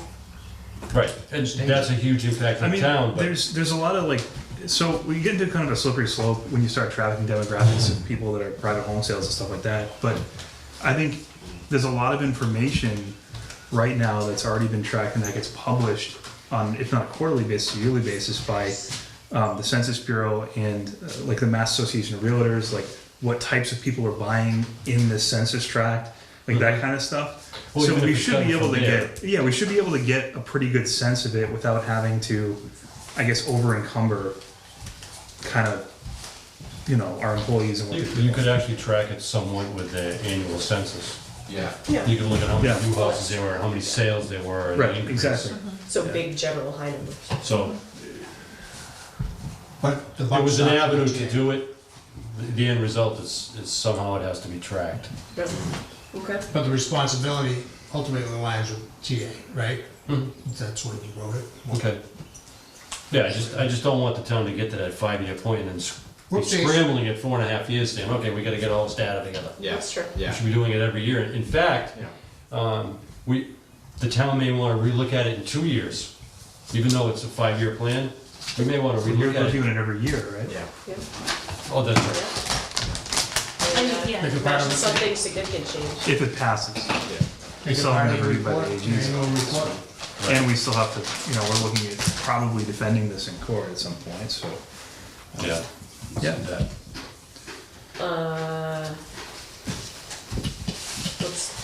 I have a ton. Who has stuff? All right, Anyone? I'm done for right now. You're done for now? Go. I just had kind of, this was a little bit more boards and committees and commissions and everything, but, the historical committee is, or commission is kind of defunct, and do you want to, how does the board, I guess, feel about that? Is it, do we lay it to rest? Do we try to rejuvenate it? Is it just out there for anybody to, like, how much What's involvement the- should the board have What would in? be the objective of the historical committee, Commission. commission? There should be a historical commission in town, separated from the society, and they're dealing with things like if the town were gonna go after designations or something like that. They did. Protection of historical Protection, yeah. places. Yeah. Okay. Historical Is there enough society. there to actually have a commission? I think there is. Sheila Judkins has expressed interest in starting it up again, but there's not a ton of historical society members who are all that super interested in coming over and doing both. So we have a lot of commissions. That's a long-standing one. It's just that the membership had gotten older and they were kind of, it was just attrition. I mean, we have They how do a many wonderful historic job. buildings in town? 1? 0? 0. Actual right? historic, I mean, Yeah. on the historical Right, national on the historic register. register, the Town's Rutland got Putnam history. House. Oh, yeah, he lived there for like 10 minutes, didn't he? Well, Rufus Putnam. whatever, it's on the Yeah. National Historic Register. And then You still owned it. He did, he still owned it, fair enough. All you gotta do is look. We found one this year. Mr. Moses Hub.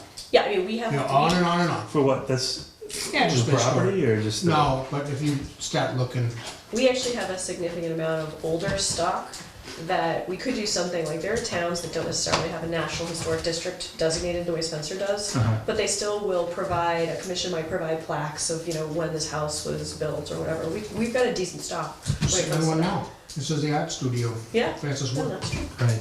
Just a lot of commissions. It is, but this is an old commission, it's not a new one. It's just that We're just reviving it. well, we lost our last two members in the Yeah, past they- year, they- and they were good at it. We lost so much information with them.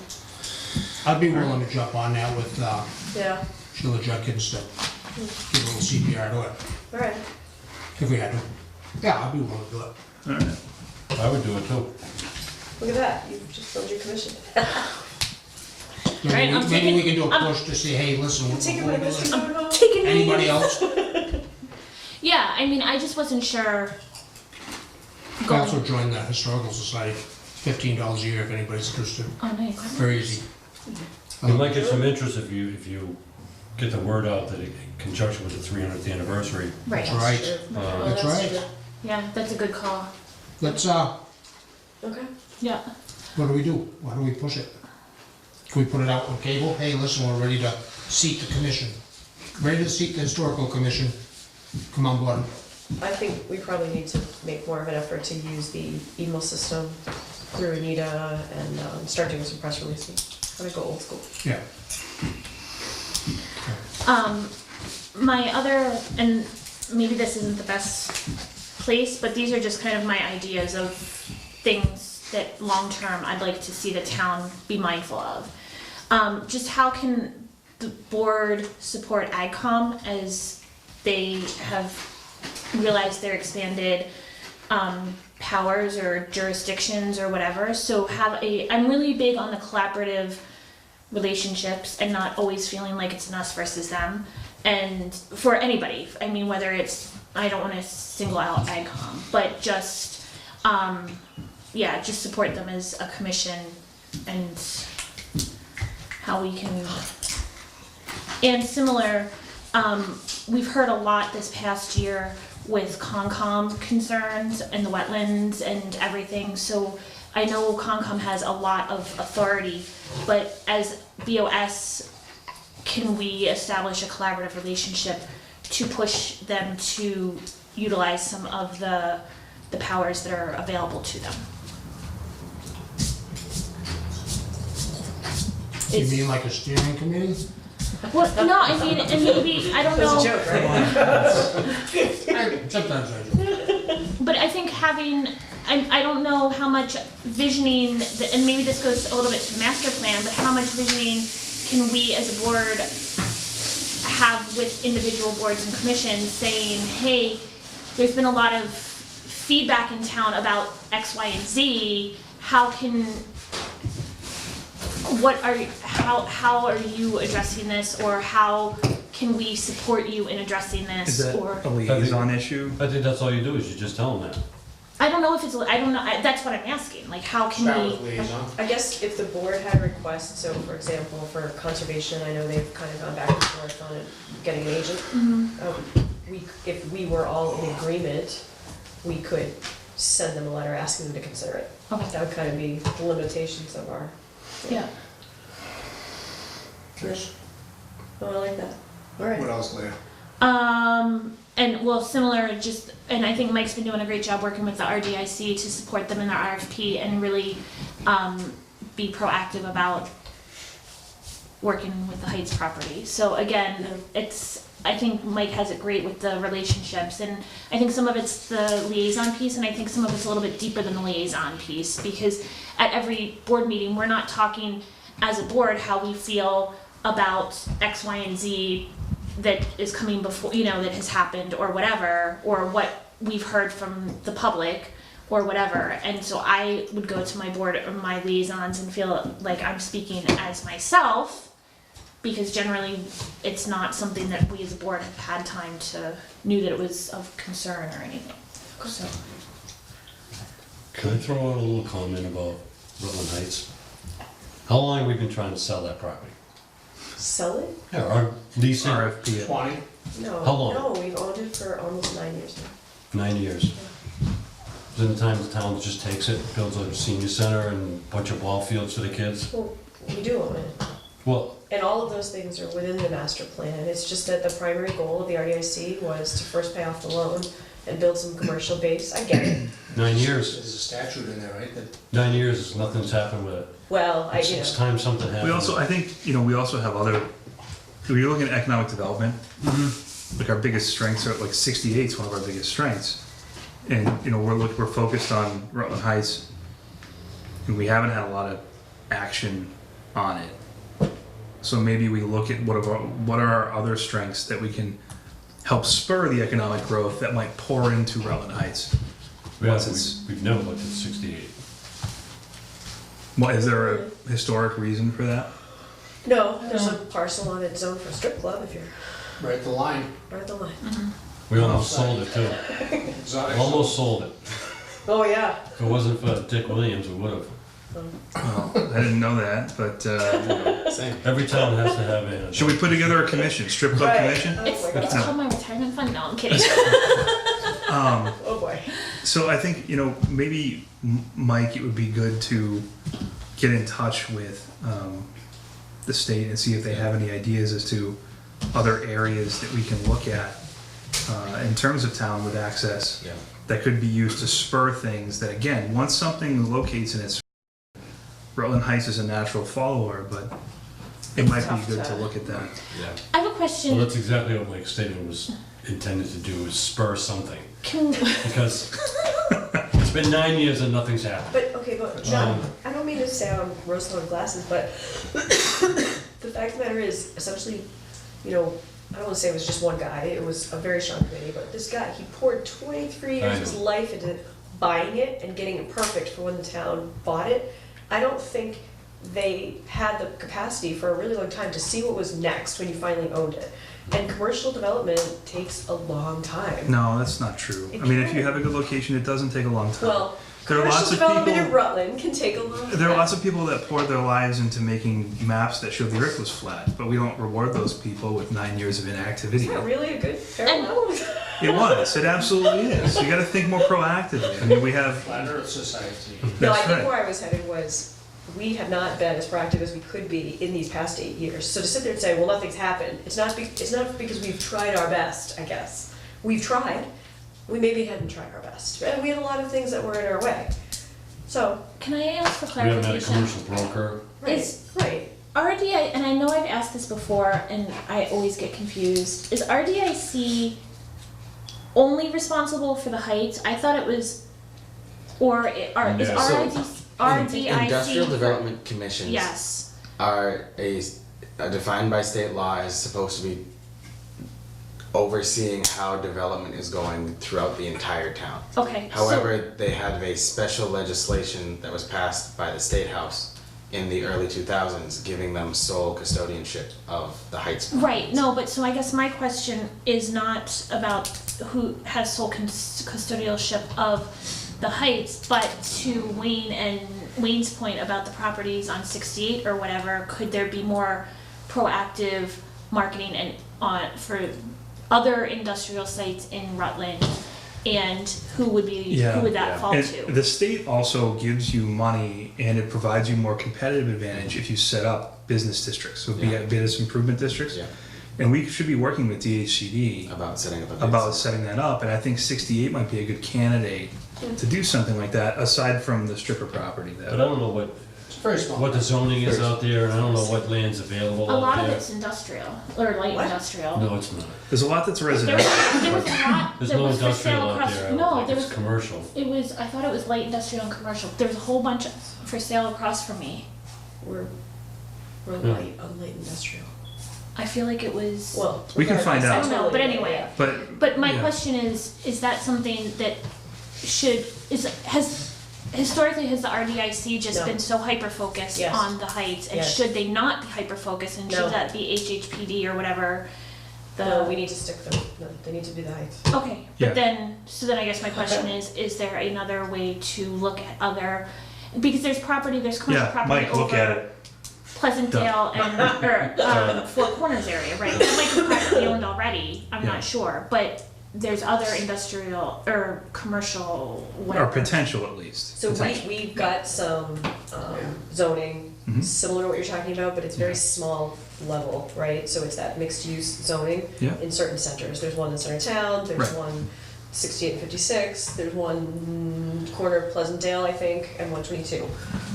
So I totally see what you're saying. And yeah, I mean, why not? Why not just look at it? Because I mean, the only alternative is you get Well- builders putting homes in swamps over there, so you might as well put an industrial. Well, if we talk to Dennis Lipka, because he's coming out for something else, he was the development coordinator for Holden. He might have some good ideas, just from memory. Oh yeah, because he was a WRT guy, right? He is WRT. Well, and again, DHCD offers free guidance on all this stuff, and there's money for it. Yeah. So if there's money for it, let's. We're Again, they'll probably rolling just in money. they'll hire out CMRPC to do it, and we'll just be working with Janet full year round. You know, so. No, based on all of our conversations tonight, we should be rolling in dough, right? Sure we There's do. money for everything. I don't know where we've been all these years. We just gotta ask for it. I had Yeah. I had a couple other things, but I didn't write them down. So if I think of them, I will All right, jump in. do you have a list? No, I mean, no, I think we did a lot on your master list in there. Just the noise ordinance on behalf of the police Okay. feedback, that was important to them. A wetland protection bylaw, which my understanding is Concom is looking to do, so support of that. Just setting, right now there isn't a footage, you have the state standard on how many feet from a wetland you can build, so Concom said that they were pursuing that, Okay. supported that.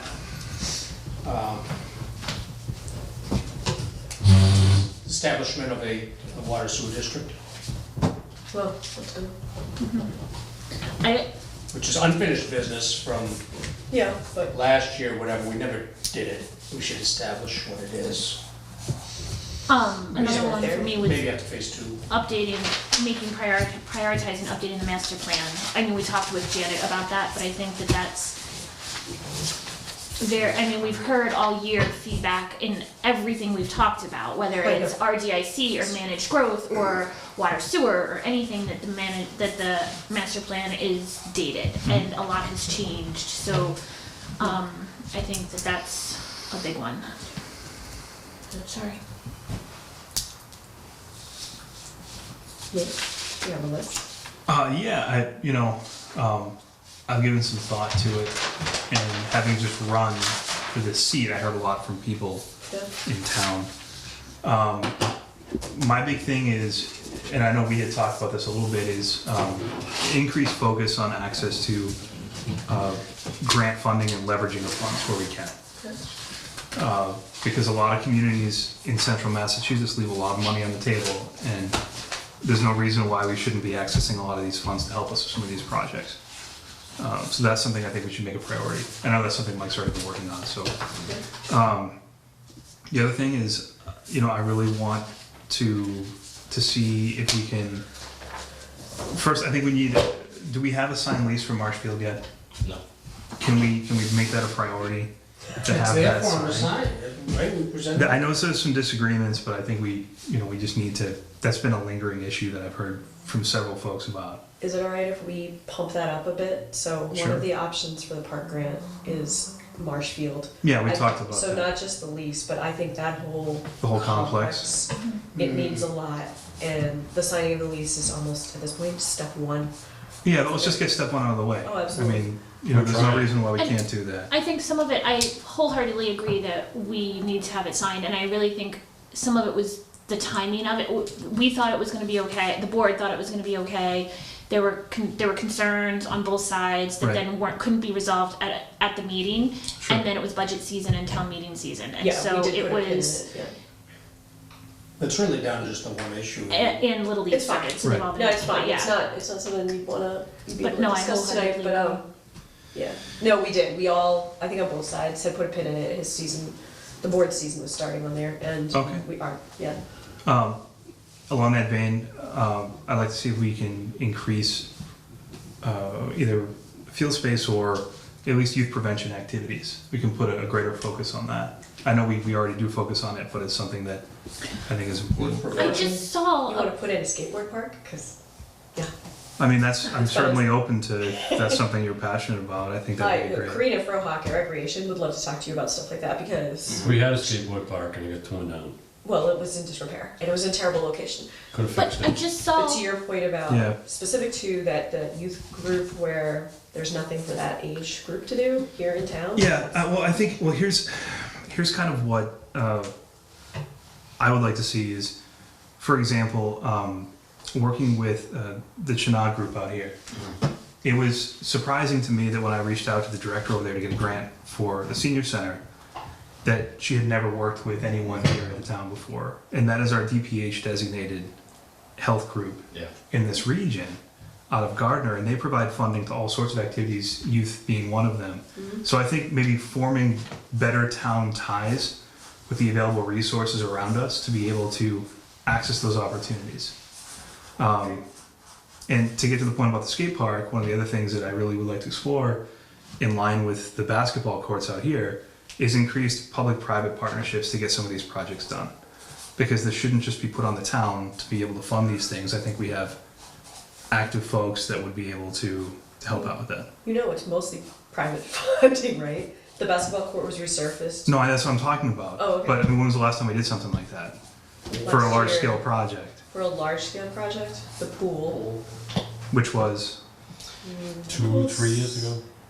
Well, no, the reconstruction and the big pool, that's several years. The playground, yeah. the playground itself was put in, that was all donated funds. But the There's been- basketball court was redone 2 years ago now? a couple of, Two yeah. seasons ago, yeah.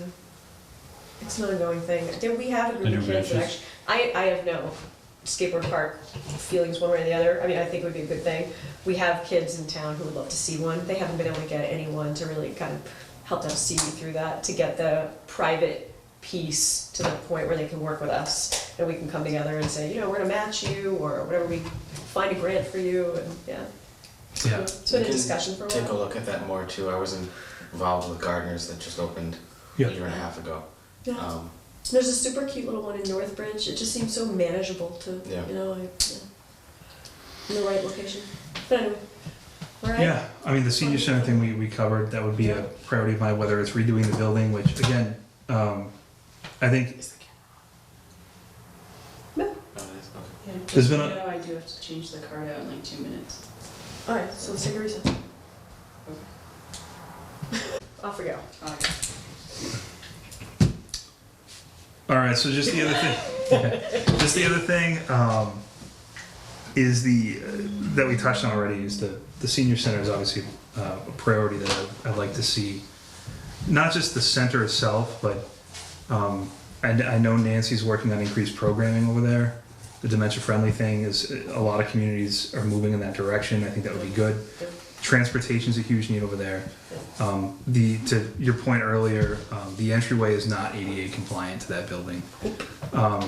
And to be honest, if we put in an effort, we could have that building renovated if we decided, instead of doing a new facility, which is still years down the road, whatever we decide, we should be renovating that building anyhow because it's a town building. We could do that in the course of a year. We could. I mean, this is what I do for a living. I mean, we could have that building done and ready to go. Whether it ends up we build something else and that goes to recreation or whatever we want to do with it, we can get it done. So do you want that to be a separated goal to do a, because that's directly under buildings and properties, right? What state that building is in and what it needs right now. Yeah, I think Regardless of who's using it. I think that's a good thing. I also want to be mindful of the fact that we talk about a new senior center. We talk about a senior task force. Yep. Even if you decide to hit go on that project a year from now, you're looking at a 3 to 5 year. I mean, you're not Yeah. looking at Mhm. tomorrow. Yep. And seniors are seniors today. It's not like they're, you know, we have people that want to use the facilities now and for the next foreseeable future. So we might as well make the best of it. That's my tentative list for right now. Okay. And you have a whole list of things right there. Well, no, some of these I was writing, but I have a list. Sorry, we talked You've about had your this. turn. I know, I'm sorry. Yeah, I'll Um, let you go. We talked about this already a little bit, but I'd still really like to push the TA bylaw for fall town meeting or town meeting in general, but then also look, once that's through, kind of look towards a charter or more formalizing Yeah. that position. You know, I feel like we kind of have to do the bylaw as a first step and continue that confidence building. This is another piece that we've heard lately also, that public has lost a little bit of confidence in us, so Where'd you hear that from? I wouldn't know. But continue to build confidence and show that we're doing what we think is the best for the town, but push that forward still. Not going to lie, and I will say this for the camera, the idea of doing that charter kind of terrifies me. I know it terrifies you. Why? It does. It's a long process, and we've seen it go wildly wrong in a couple of communities, and we don't necessarily know why. What communities? What was the one that Bernie just tried to work it through? Bernie tried to change Westminster's charter. Yeah, They had one and then wanted to change it yeah. to get rid of the Board of Selectmen and just do a strong manager town council. So it would get rid of the selectmen and town So meeting. it wasn't creation of No, it was a transition of a charter. Westminster? Yeah, That's why, it's still a small town. yeah. Well, But I think that that's what, I mean, we need to, I think, I'm not I saying I would, don't want to do it, it's just, it's It's a Ability. big process, but with the town growing, I think it might be something smart to look at. probably. And I think we do, I mean, you're right, the first step is a clear delineation between here's the board's role and here's the TA's role, yeah, right? And everything flows one way or the other right, versus kind of a mix of different things. Right. I think that's a good idea, it's a good priority to have. yeah. Yeah. That's, I mean, sorry, that was, and some of this is stuff we had talked about already, and then that's why I'm not all over the place. Okay, let's go You ahead, ready? Sherry, sorry. Mm-hmm. So the 2014 bond bill, that $900,000, Yeah. this needs to be a priority for fall town meeting. RDIC is on board with this and possibly doing a partnership in that respect. They do have some money that they've gotten from parking and things like that, where it is time for us to kind of put our money on the table. There's no way the state, the Baker administration is gonna fund that earmark until we show good faith money. And Joe is currently looking into options as to whether or not we should designate it an approved road, which would get us access to chapter 90. It currently is not. Or do we essentially create a plan, or does he start creating a plan with some of his mapping to say what exactly we're gonna want, and then we go after feasibility design money, and then go after the $900,000 and show good faith? It's entirely possible that the 900 won't be enough, and it would have to be augmented. Bottom line, everybody's been talking about this money as if it's sitting in a closet up at the State House. We all know that it's not, and we know that we're seeing some other communities get some of their bond bill documentation taken up, but we're not gonna get that money ever unless we make a concerted effort. So to me, for fall town meeting, we're gonna have to have something ready. No, And I'm that's- not sure what level that's gonna be at. I mean, feasibility design for a project that large is probably too big a pill for us to swallow, maybe in the fall. And it may have to go to May and possibly debt exclusion, or if there's money available somewhere. But knowing that there's not, but knowing that there's 900,000 available at some point specifically for it, but that we've gotta do our due diligence first and show that we're getting close to shovel ready. We've been hearing about this now for years, and that roadway is I was disastrous. gonna say, it's beyond patching repair Yeah, and getting and- dangerous. And it That's, is gonna you be know, the better. driveway between Yeah. Naquag and Central Tree, Yeah. Have you that- done? Yeah. yeah. Good times. So speaking, I mean, yeah, that's fine. You can come back, I'll get the minutes. Yeah. The Palmagussit tip, Yeah. we need to make sure it's on track. This is a bizarre one, and you guys can tell me whatever you think. There is a house on Glenwood Road that sits in between our two big properties. So we've got the Glenwood School, Mm-hmm. and then there's the White and Green House, Mhm. Yeah. and then there is the property that belongs to the community center, and that goes back into a triangle. And behind that is NWRA property as well. We have not historically done particularly well with super long range planning. I am not in any way, shape, or form talking about eminent domain, but I would love to see if there is an opportunity for the town to do a right of first purchase on that house, so that if it were to come up on the market, we don't miss our chance at it. And it might not be us, and it might be, right, 15 years from now, and we're all long gone doing other things, but it would make for, that parcel has so many possibilities and opportunities, and it's already adjoined, because it's adjoined in the back. The house just kind of sits there in the center and turns it into a bit of a U shape. It's something that's been on my mind for a while. It's What would not that be? happening. That would be a deed rider then. Maybe. I mean, that's even worse than eminent domain because you're affecting the market value of that property. No, okay, so not a deed writer. I think I'm thinking more along the lines, and we've never How done would you this. enforce it? we've never done this. It would be a deed I'm rider. thinking along the lines of a 61A Never mind. where I just started the cutting like a one. market value is given by the seller. So, for example, when we Just were got a trying to picture. purchase I'm the gonna farm take a across from picture. Naquan, Mhm. we had to meet the price of the seller. Does that mean, yeah, but I see where you're headed. But how did you justify, how did you get that price though? Like who I mean, the seller just says, I want this for the house, and you say, Yeah. sure. Yeah, that was a long story, but yeah, they were given a price in writing, and the town would have had to, had to try to meet it, and they were trying to meet it. So, again, I don't know what that looks like, I'm not a I mean, real if estate it attorney. becomes a deed rider, then that's gonna adversely affect that person's Not what I'm property looking, value. not what I'm looking to do. But I mean, if that's the mechanism that it has to go, then Well, I don't, that's a tough sell for a lot of people. That is It is. essentially eminent, It well, is. it's not eminent domain, but you're screwing with the free market and impacting that person's property value. yeah, I mean, look at what Worcester's doing right now with eminent domain, right? And Lowell too, the city of Lowell. We're not because Worcester they're- to Lowell though. No, we're not. You brought up eminent domain, Right. and the parameters of eminent domain, it's a terrifying prospect. I agree with you. I don't know that it's possible. I don't want it to be onerous for the homeowner.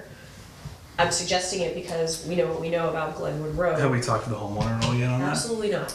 Absolutely not. The board would have to make a decision about that, and yeah.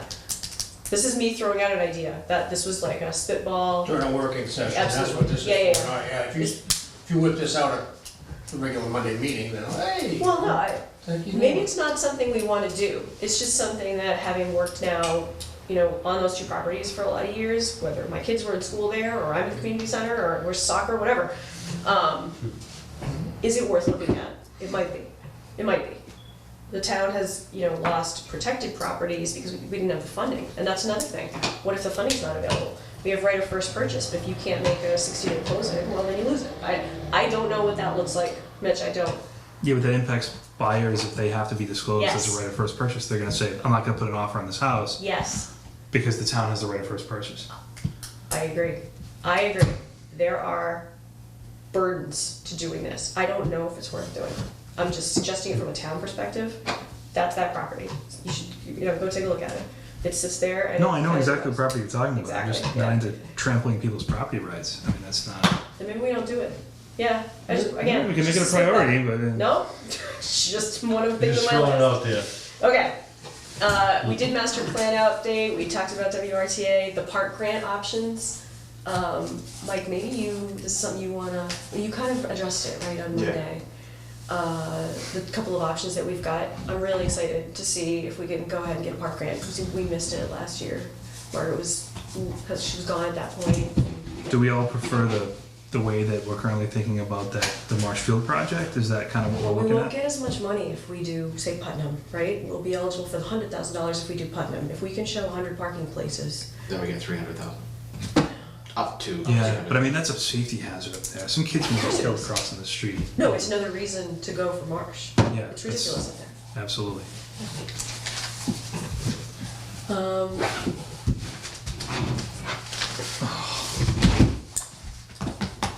Small thing, CERT. We work with Seth on, he was working on it already, Yeah. getting CERT. And the reason was it you that brought up the Asparagus Festival? Were you at it? No, No, Janet. brought it up. Janet, the world famous, I've definitely never heard of that though. It didn't cause you to move to the Brookfield? No, the Chowder Fest. Challenge! Yeah. Hadley does one. They have, you go to the ice cream shops in Hadley, they have asparagus ice cream. Yeah. Yeah. Yuck. Yeah, sounds like something Tom Brady would eat. There's lobster ice cream. Anyway, I noticed that the CERT team during the Asparagus Festival was actually helping with traffic control. Yeah, helping people cross. Not an official traffic stop by any way, they're just assisting people through the crosswalks. They Yeah. had their vests on, it was fantastic. So, hopefully. Getting back to Putnam Park, it really is on my list. You would remember, Jeff, I think you guys might be the only ones, right? I heard stories about what Putnam Park used to be. We found data that goes back to 1934, where they had, Roosevelt money. It used to be a little swimming hole. Skate park for sure. Yep, turned into ice skating in the winter. There were lights. They used to have bonfires down there. The ice storm did it in, but even before the ice storm, it was not what it used to be. I hate to There's say 6 this. acres there. There really hasn't been anything since, I moved here in '77. How much money do we need? Hasn't been anything since then. I don't, lot, Well, I think it depends what we want to see. yeah. What Depends on what you It want could to do is it down going to there. continue to It be could be open exciting. space? Well, Like- Joe's throwing out getting it locked. There's a lot of Yeah. growth up there at this point, so that could We be. shouldn't have to pay to do that, right? So No, we don't get paid. Exactly, Yeah, somebody will pay absolutely. us to do it. Right. Absolutely. There's a matching grant right now for public spaces, Yeah. community parks, through mass development. So if we want to take a look at that, that might be a good project. It's only, I think for a community this size, with our demographic breakdown, we're eligible for the smaller amount, so it's $50,000 matching, but,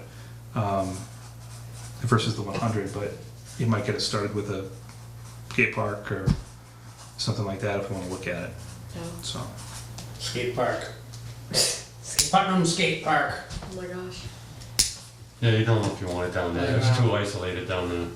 Well, you'd have to do some live, like you said. No, but even it's too isolated from everything Yeah, else. yeah. You know, that's how stuff happens. Yeah. Well, and with the pond, just and all the recent drownings, I mean, I'm all for doing stuff down there, but just there's been Public a lot safety of drownings. issues. Yeah. Mm-hmm. It was shallow even in the 30s, but I think I know what you're Yeah. saying. But yeah, I agree. It's definitely. I like that it's on the list, and Yeah. There's a possibility of fields behind it though, too. Correct? We said I that 6 really- acres, the 6 acres that, I haven't really walked it. I've been down to the pond many times, but I've never walked in the woods behind it. It's hard to get back there now. It's really over. But it's overgrown a lot, yeah. I would love to see us try to work with the assessors and find some money to expand the senior tax work-off program. We're operating right now at capacity. It took us a few years, but we're finally seeing, people who are willing to reply. It's possible that, and I can't remember all the restrictions, but it's possible that we could make a little bit of a change to ensure that people who are financially eligible are coming to us. That's hard. I know. But and you know what, there was a lot of backlash. I won't say backlash, there were a lot of people really concerned about having to manage a program like that and who would do the application process, Mhm. and there's a lot of personal information that has to get brought into Yeah.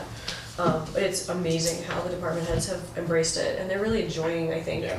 their seniors who are working, and some of them have, well, we're at the end of the year now, but some of them were out of hours pretty early. We can't necessarily help when they max out because they're working a lot, but we can help with more money available for the program and expand it. But even a when little some bit. hit their cap, they wanna stay and help out and just volunteer because Yeah. that's what they got into. Yeah, I love the program, and I'm hoping we Yep. can make it a little bigger. I think, should we be more proactive in reaching out to these developers that are putting in these affordable senior housing projects? Is that something that maybe we as a board can be more proactive about? If that's something that's already on the checklist for Rutland Heights? in reaching out to developers to try to encourage more senior housing development, No, or our responses to an potential Okay, RFP. That would I wasn't sure which direction So like you an were going. invitation. Kind of like, hey, look, we have this great property and this is one of our preferred areas of uses. We noticed you just built one of these projects in Franklin or Milford or somewhere east of here or even west of here. I know that there's a lot of communities just east of here that are having great success with these projects.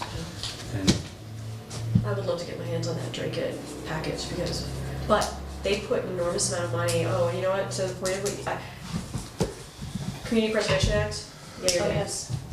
I would love That's where Drake was getting some of their money. I would love to. I've talked with AgCom just kind of briefly in their interest in it. I think it was tried maybe a number of years ago and it wasn't super well received, but I don't know what background work and public education work there was done on it. So I definitely would love to continue to explore it, and Yeah. thinks that was on my list actually. And At the end of the day, it's an additional tax, so people tend to have an immediate, very Right. visceral reaction to it, as you can. and I don't know the logistics of this state. The state will. It's for historic preservation, open space acquisition. There's one more. I Yeah. can't remember. I mean, a lot of these projects though, like they're 40B funded, so they're attractive to developers anyhow, because I mean, you're getting a lot of incentives to do that. We have, Yeah. again, we have developers in town that can no longer build residential homes that might be interested in potentially putting in for something like that, Who have built senior housing in the past in some cases. who have done that, maybe it'd be worth, I don't know if we want to approach them because of the current animosity, but maybe it might be worth exploring. I don't know, this is probably a policy side of things. I don't know, given that there's an RFP out, how much. It's not out right now. It has to be. Oh, it has to be I Right. was gonna say, Or else we if couldn't it's really currently do- out, right, Yeah. then Yeah. we can't, but I Right. forgot that it was closed and needs to be. It'd be interesting to see what the broker would say to some of those suggestions. You know, they might have some ideas too. And you know, do we revisit Christopher House, who now know the property very well? I don't know. Sounded Why like did the that die? Well, initially, I can't, it felt as if they were There asking are for several $1 million. stories as to why it did. Yeah. They were Heard of initially asking for something along the lines of $1 million buy-in Mhm. from the town. They had gotten that from another community, I think Concord was willing to do $1 million, what? $1 million, right? Yeah, but I don't think there was ever, I actually, you know what, I don't know. I don't know where it went after that. Was there a negotiation and it was, well, that's too rich for our blood? Or at some point did Christopher Heights say, this might not be the project we're looking for, it's whatever, for whatever reason. We could certainly ask our NIC if they want to pursue it again, if now that we've got some different, Or somebody else, another Well, yeah. senior assisted living. yeah, Well, that's what I mean. yep. That's what. Yeah. Some of these developers that are having good luck with these projects. Doesn't have to be that company. Exactly. Private company. Because I mean, the Lions Club, they were, when I got invited to a meeting and they were lovely, but that was, I think, 6 or 7 people brought that up. There's no affordable senior housing in this community. What am I? Yeah. And this, I mean, you have seniors coming in from different communities. Yep. It's just a win-win if we get one of these projects Or in. even condos. They Yeah. get West They're saying- Boylston, they put little senior Yeah. Yeah. community rooms in the middle, Yeah. get the pond That right also, I there. know. that gets the senior center done because you can incorporate the senior That's center on right. the first floor of that project. That's right. Now specifically. And then we can redo the community center and make that whatever we want. My Yeah. question, Buy the for, house for cash. my question for putting that, Buy the house. putting a senior center on the first floor of a a senior housing development is that, how does that work into being a town like a town So- entity versus a development? We have to work something out with the entity? developer. Okay, so, Gardner does that. They rent out the bottom floor of a building for their senior center. yeah, And it's like they pay $1 a year in rent. Or a standalone thing, you know, something by the pond. You got that $1 million pond right there. right. Beautiful. $1 million pond? $1 million pond, right there. You can put something beautiful with a little fountain. And But I mean, if the communities just east of us can make these things work, there's no reason. No, why no, I we wasn't questioning Oh, that no, it couldn't yeah, work, but I that's was how we just would probably manage it. Just thinking something like that. logistically, it would need something. Yeah, yeah, could work something out. Yeah. Projects are always fluid, so. Yeah, and I know many will have private kind of recreation senior spaces within their own developments, but I'm not super aware of a lot that are for the town, for all the town seniors versus just whoever's Yeah. living. We could explore it. I Yeah, mean, that's all no. I'm asking, is Well, just let's have a conversation about it. to Mitch's point, Ron Barron was saying that some of his additional suggestions were specific tax break options to try to encourage. So if we'd like to see anybody to do senior, we'd love to see a senior with a community center. This is what we offer, these are the options that we can do. Yeah, No. and these big projects, there's so many state incentives for developers to do that. Yeah. Maybe To that's what it's gonna Wayne's take. point a little bit with the town population trigger study and everything, if there's a lot additional, you know, if we know families are the school side of things, the seniors offset the school, but then there's potentially additional need for emergency services and stuff, so just, I mean, it's all mindfulness, and it's not a, That's all good though, because I the mean, a lot, ambulance pays for itself. I was I gonna hate to say, a it. lot I of mean, it's- So those, it would, if anything, it would beef up the need for at least 24/7. right, but I just, you know, it's just to Wayne's point about the population trigger study, it's, Yep. Yeah, that's a good point. No, it's just smart planning. yeah, Yeah. which I Because think I hope that we're at a point now that we can start looking farther down the road for that smart planning rather than just have everything thrown at us and then try to be reactive and, you know, barely paddling water to get You know, it caught up. should, not just theory, reality, it should be on these department heads' goals and objectives. They should be telling us anyway. You're right. Um, It should be The on the police chief should be coming to us yearly and saying, okay, this is my goal for this year. Yeah. But keep in mind, 3 years from now, this is what we're required to have. Yeah, Yeah, And this is what's coming down the road, yeah, just to give you a heads up, and the population's growing, and this is what's gonna happen, all that stuff. yeah, Department heads should be telling us that anyway. yeah. Yeah. And I think. We shouldn't have to be doing that research, that's what they're there for. Right. I feel like a lot of them have been, at least with the past year, a little bit more proactive, but I feel like a lot of it has just been so, we have no money, we're operating a shoestring budget, like, what's the bare minimum that we can do versus what we should be Well, looking what we towards? can and should do are two different things. Well, we need to know what we should be doing. Right, well, that's what I mean. Whether like- we can afford to do it, or, Right. that's And what, a different yeah. story, but. yeah. I um, mean, speaking of that, I mean, can we add the government emails to the list, or is that something we should just? Oh, yeah. Yeah, that's on my list of stuff that I was gonna, Yeah. Oh, yeah, that's right. Yeah. Oh, you have a list? What? I can be quick. Should I take another color Sharpie and do it for you? Or are you gonna write? All right, we're still on Sheila's. No, Sheila, no, we no. got- You actually, that was the end of this. Really? CPA was the end. Okay. All right, TA, let's go. All right, Do you want me So- to, Oh, you got a list? yeah, I've got a quick one, because this is townwide, not the ones that are for my, so. Oh, right, Yeah. right.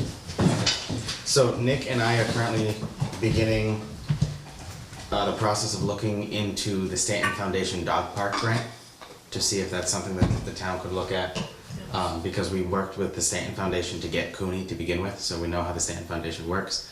And then I was involved in the process when the Stanton paid for Gardner's Dog Park. So Great. seeing if that could be something we do there. Great.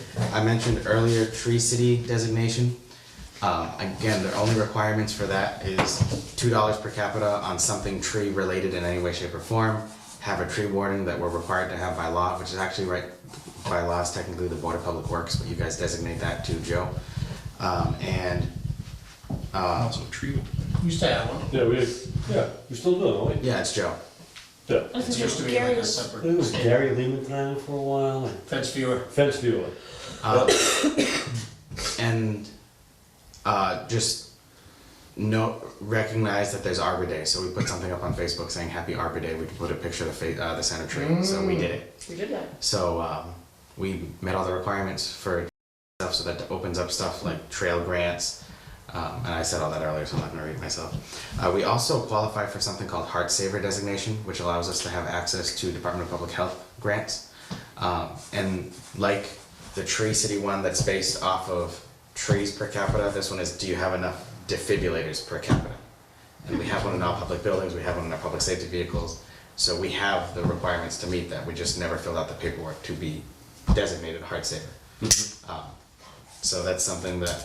See, it's again, this kind of stuff that I'm glad that I'm hearing this, because this is a lot of communities don't know how to access this stuff, so it's, Yeah. We just let This it is go to the good. wayside. that's Yeah. right. You know, we need a signpost coming into town with all these things, Yeah.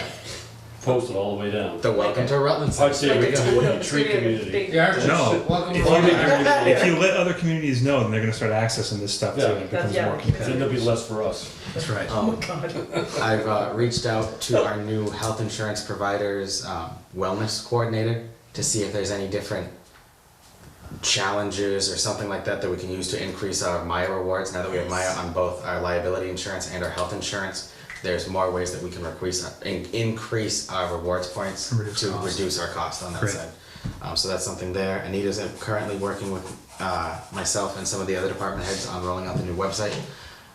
So I would like to, once that's, one, work on the transition for the website, but two, then fully utilize what we're paying for. We paid for this big increase here, now it's time to expand it. That's why I've started to catalog all the packets so that those, when the meeting gets posted, get posted on the website too, so someone can actually go through and see what the board's gonna be looking at as they're talking. That was one of mine, because I was just looking at the board, and like, most of the missions are empty, and you know, I'm big on like, making sure that the missions are up to date, and that Yeah. the information's current, like when they're actually meeting is current, and the phone numbers or email addresses match the appropriate. The current union contracts are, one of them was from 2 contracts ago, so it's just things like that. And then in terms of the Google stuff, can you just take one, please, that one away, Rich? And then Wayne. This is what I received from Paul from CM Geeks.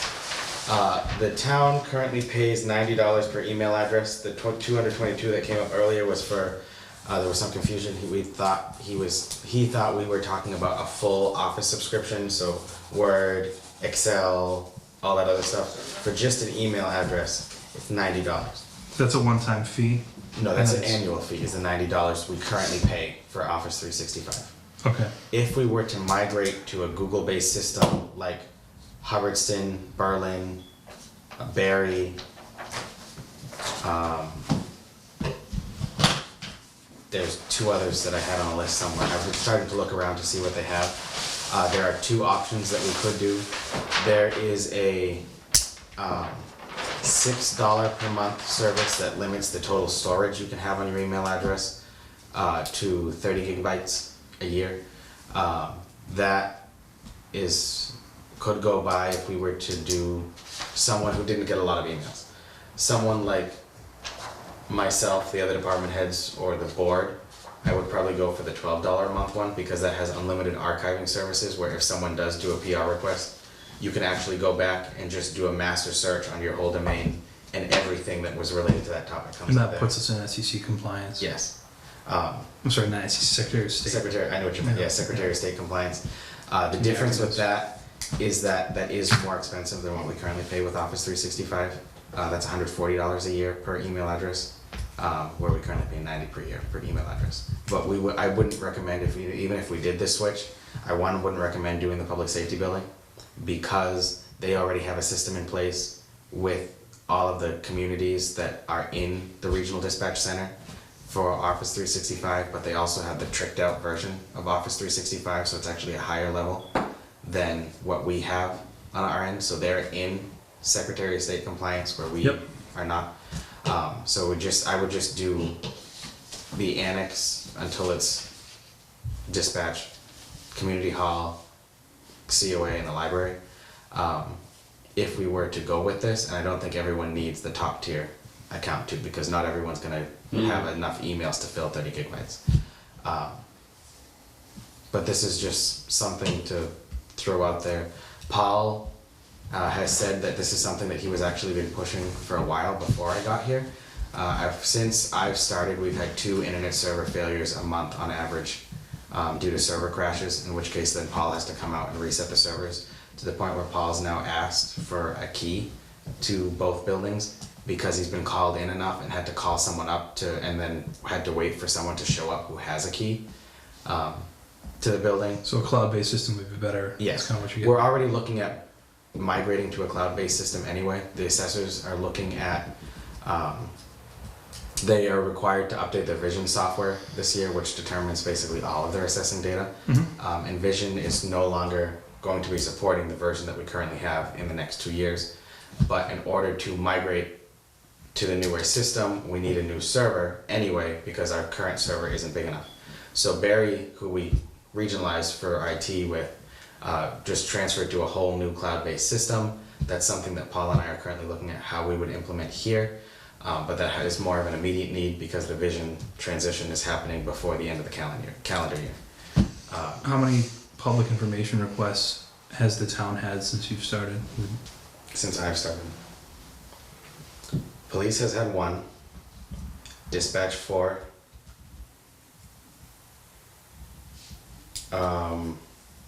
my office has had 2, and the clerk's office has hit, I don't know what department they went to, but there was another 5. So there's a fair amount that come in.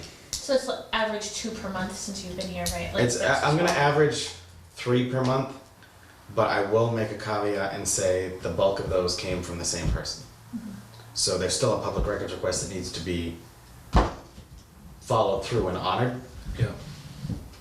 But when tensions get high, that's when a lot of these come in. Which is what's happening now. Yeah. Right.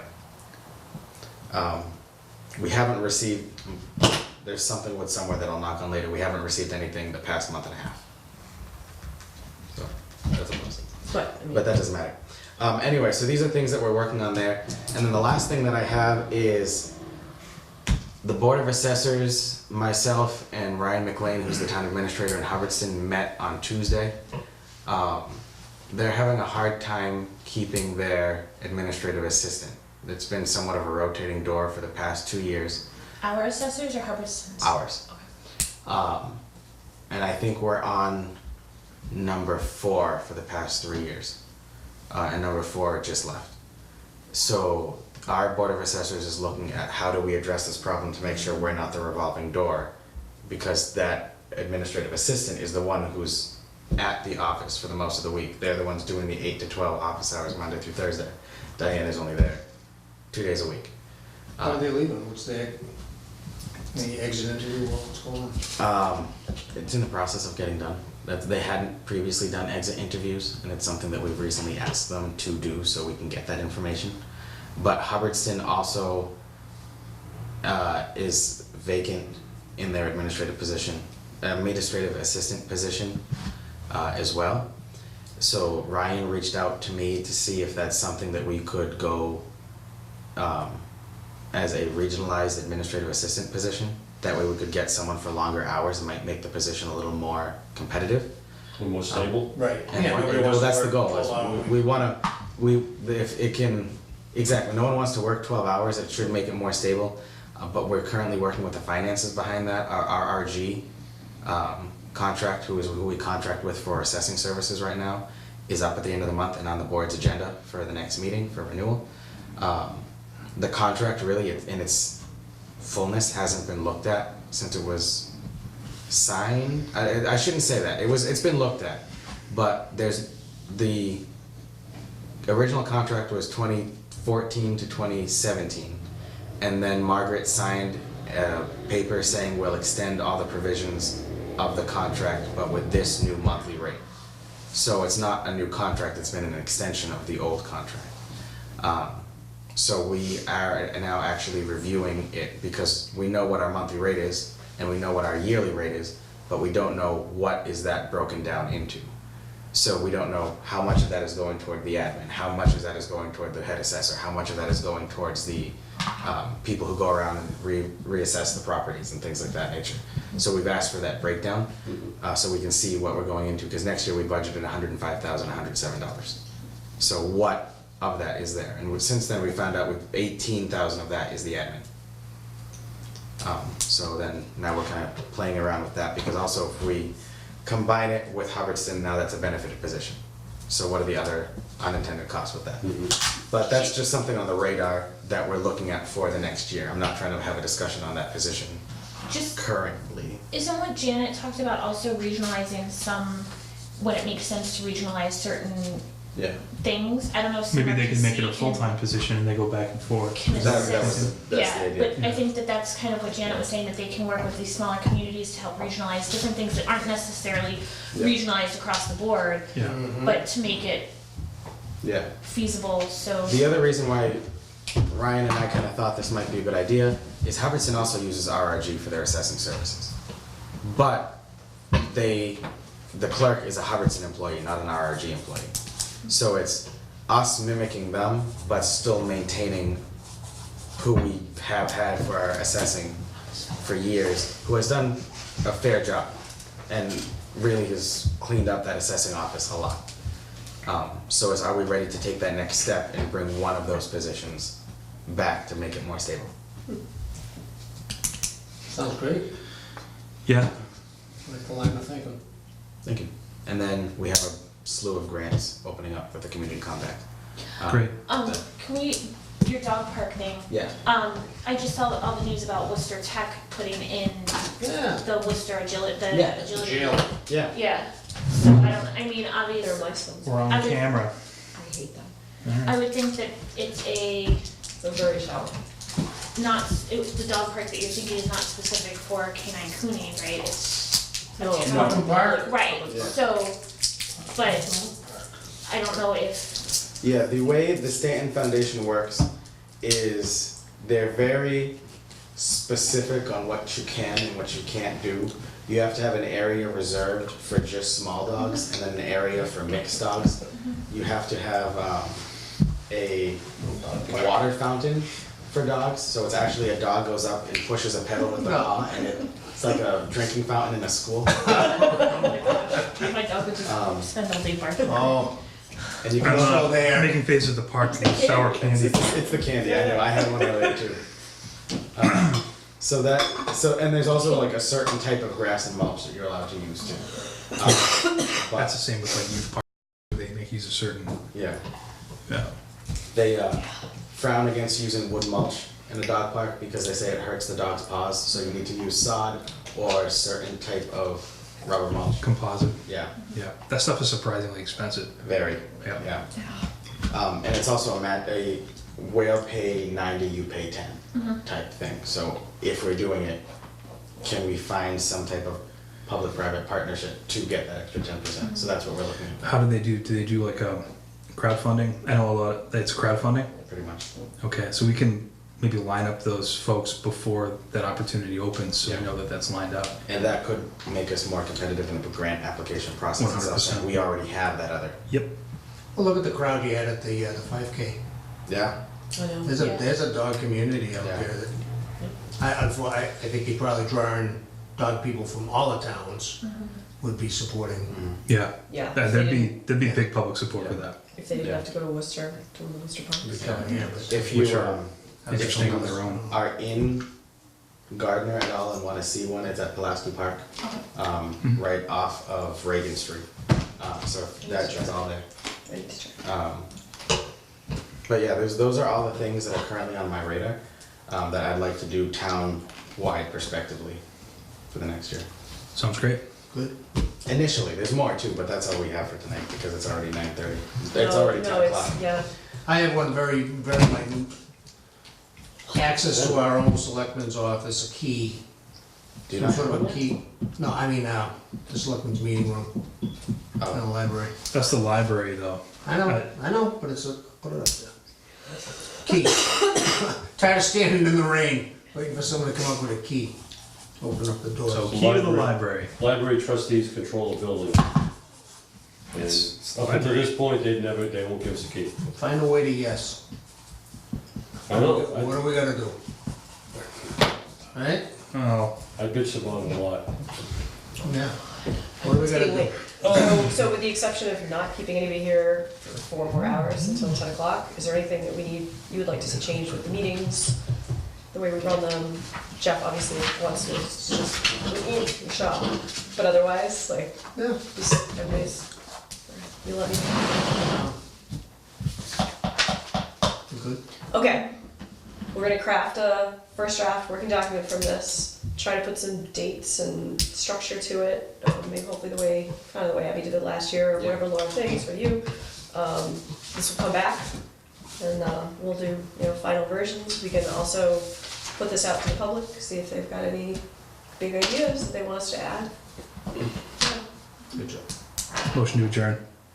Yay, Second, All in favor? aye. Okay.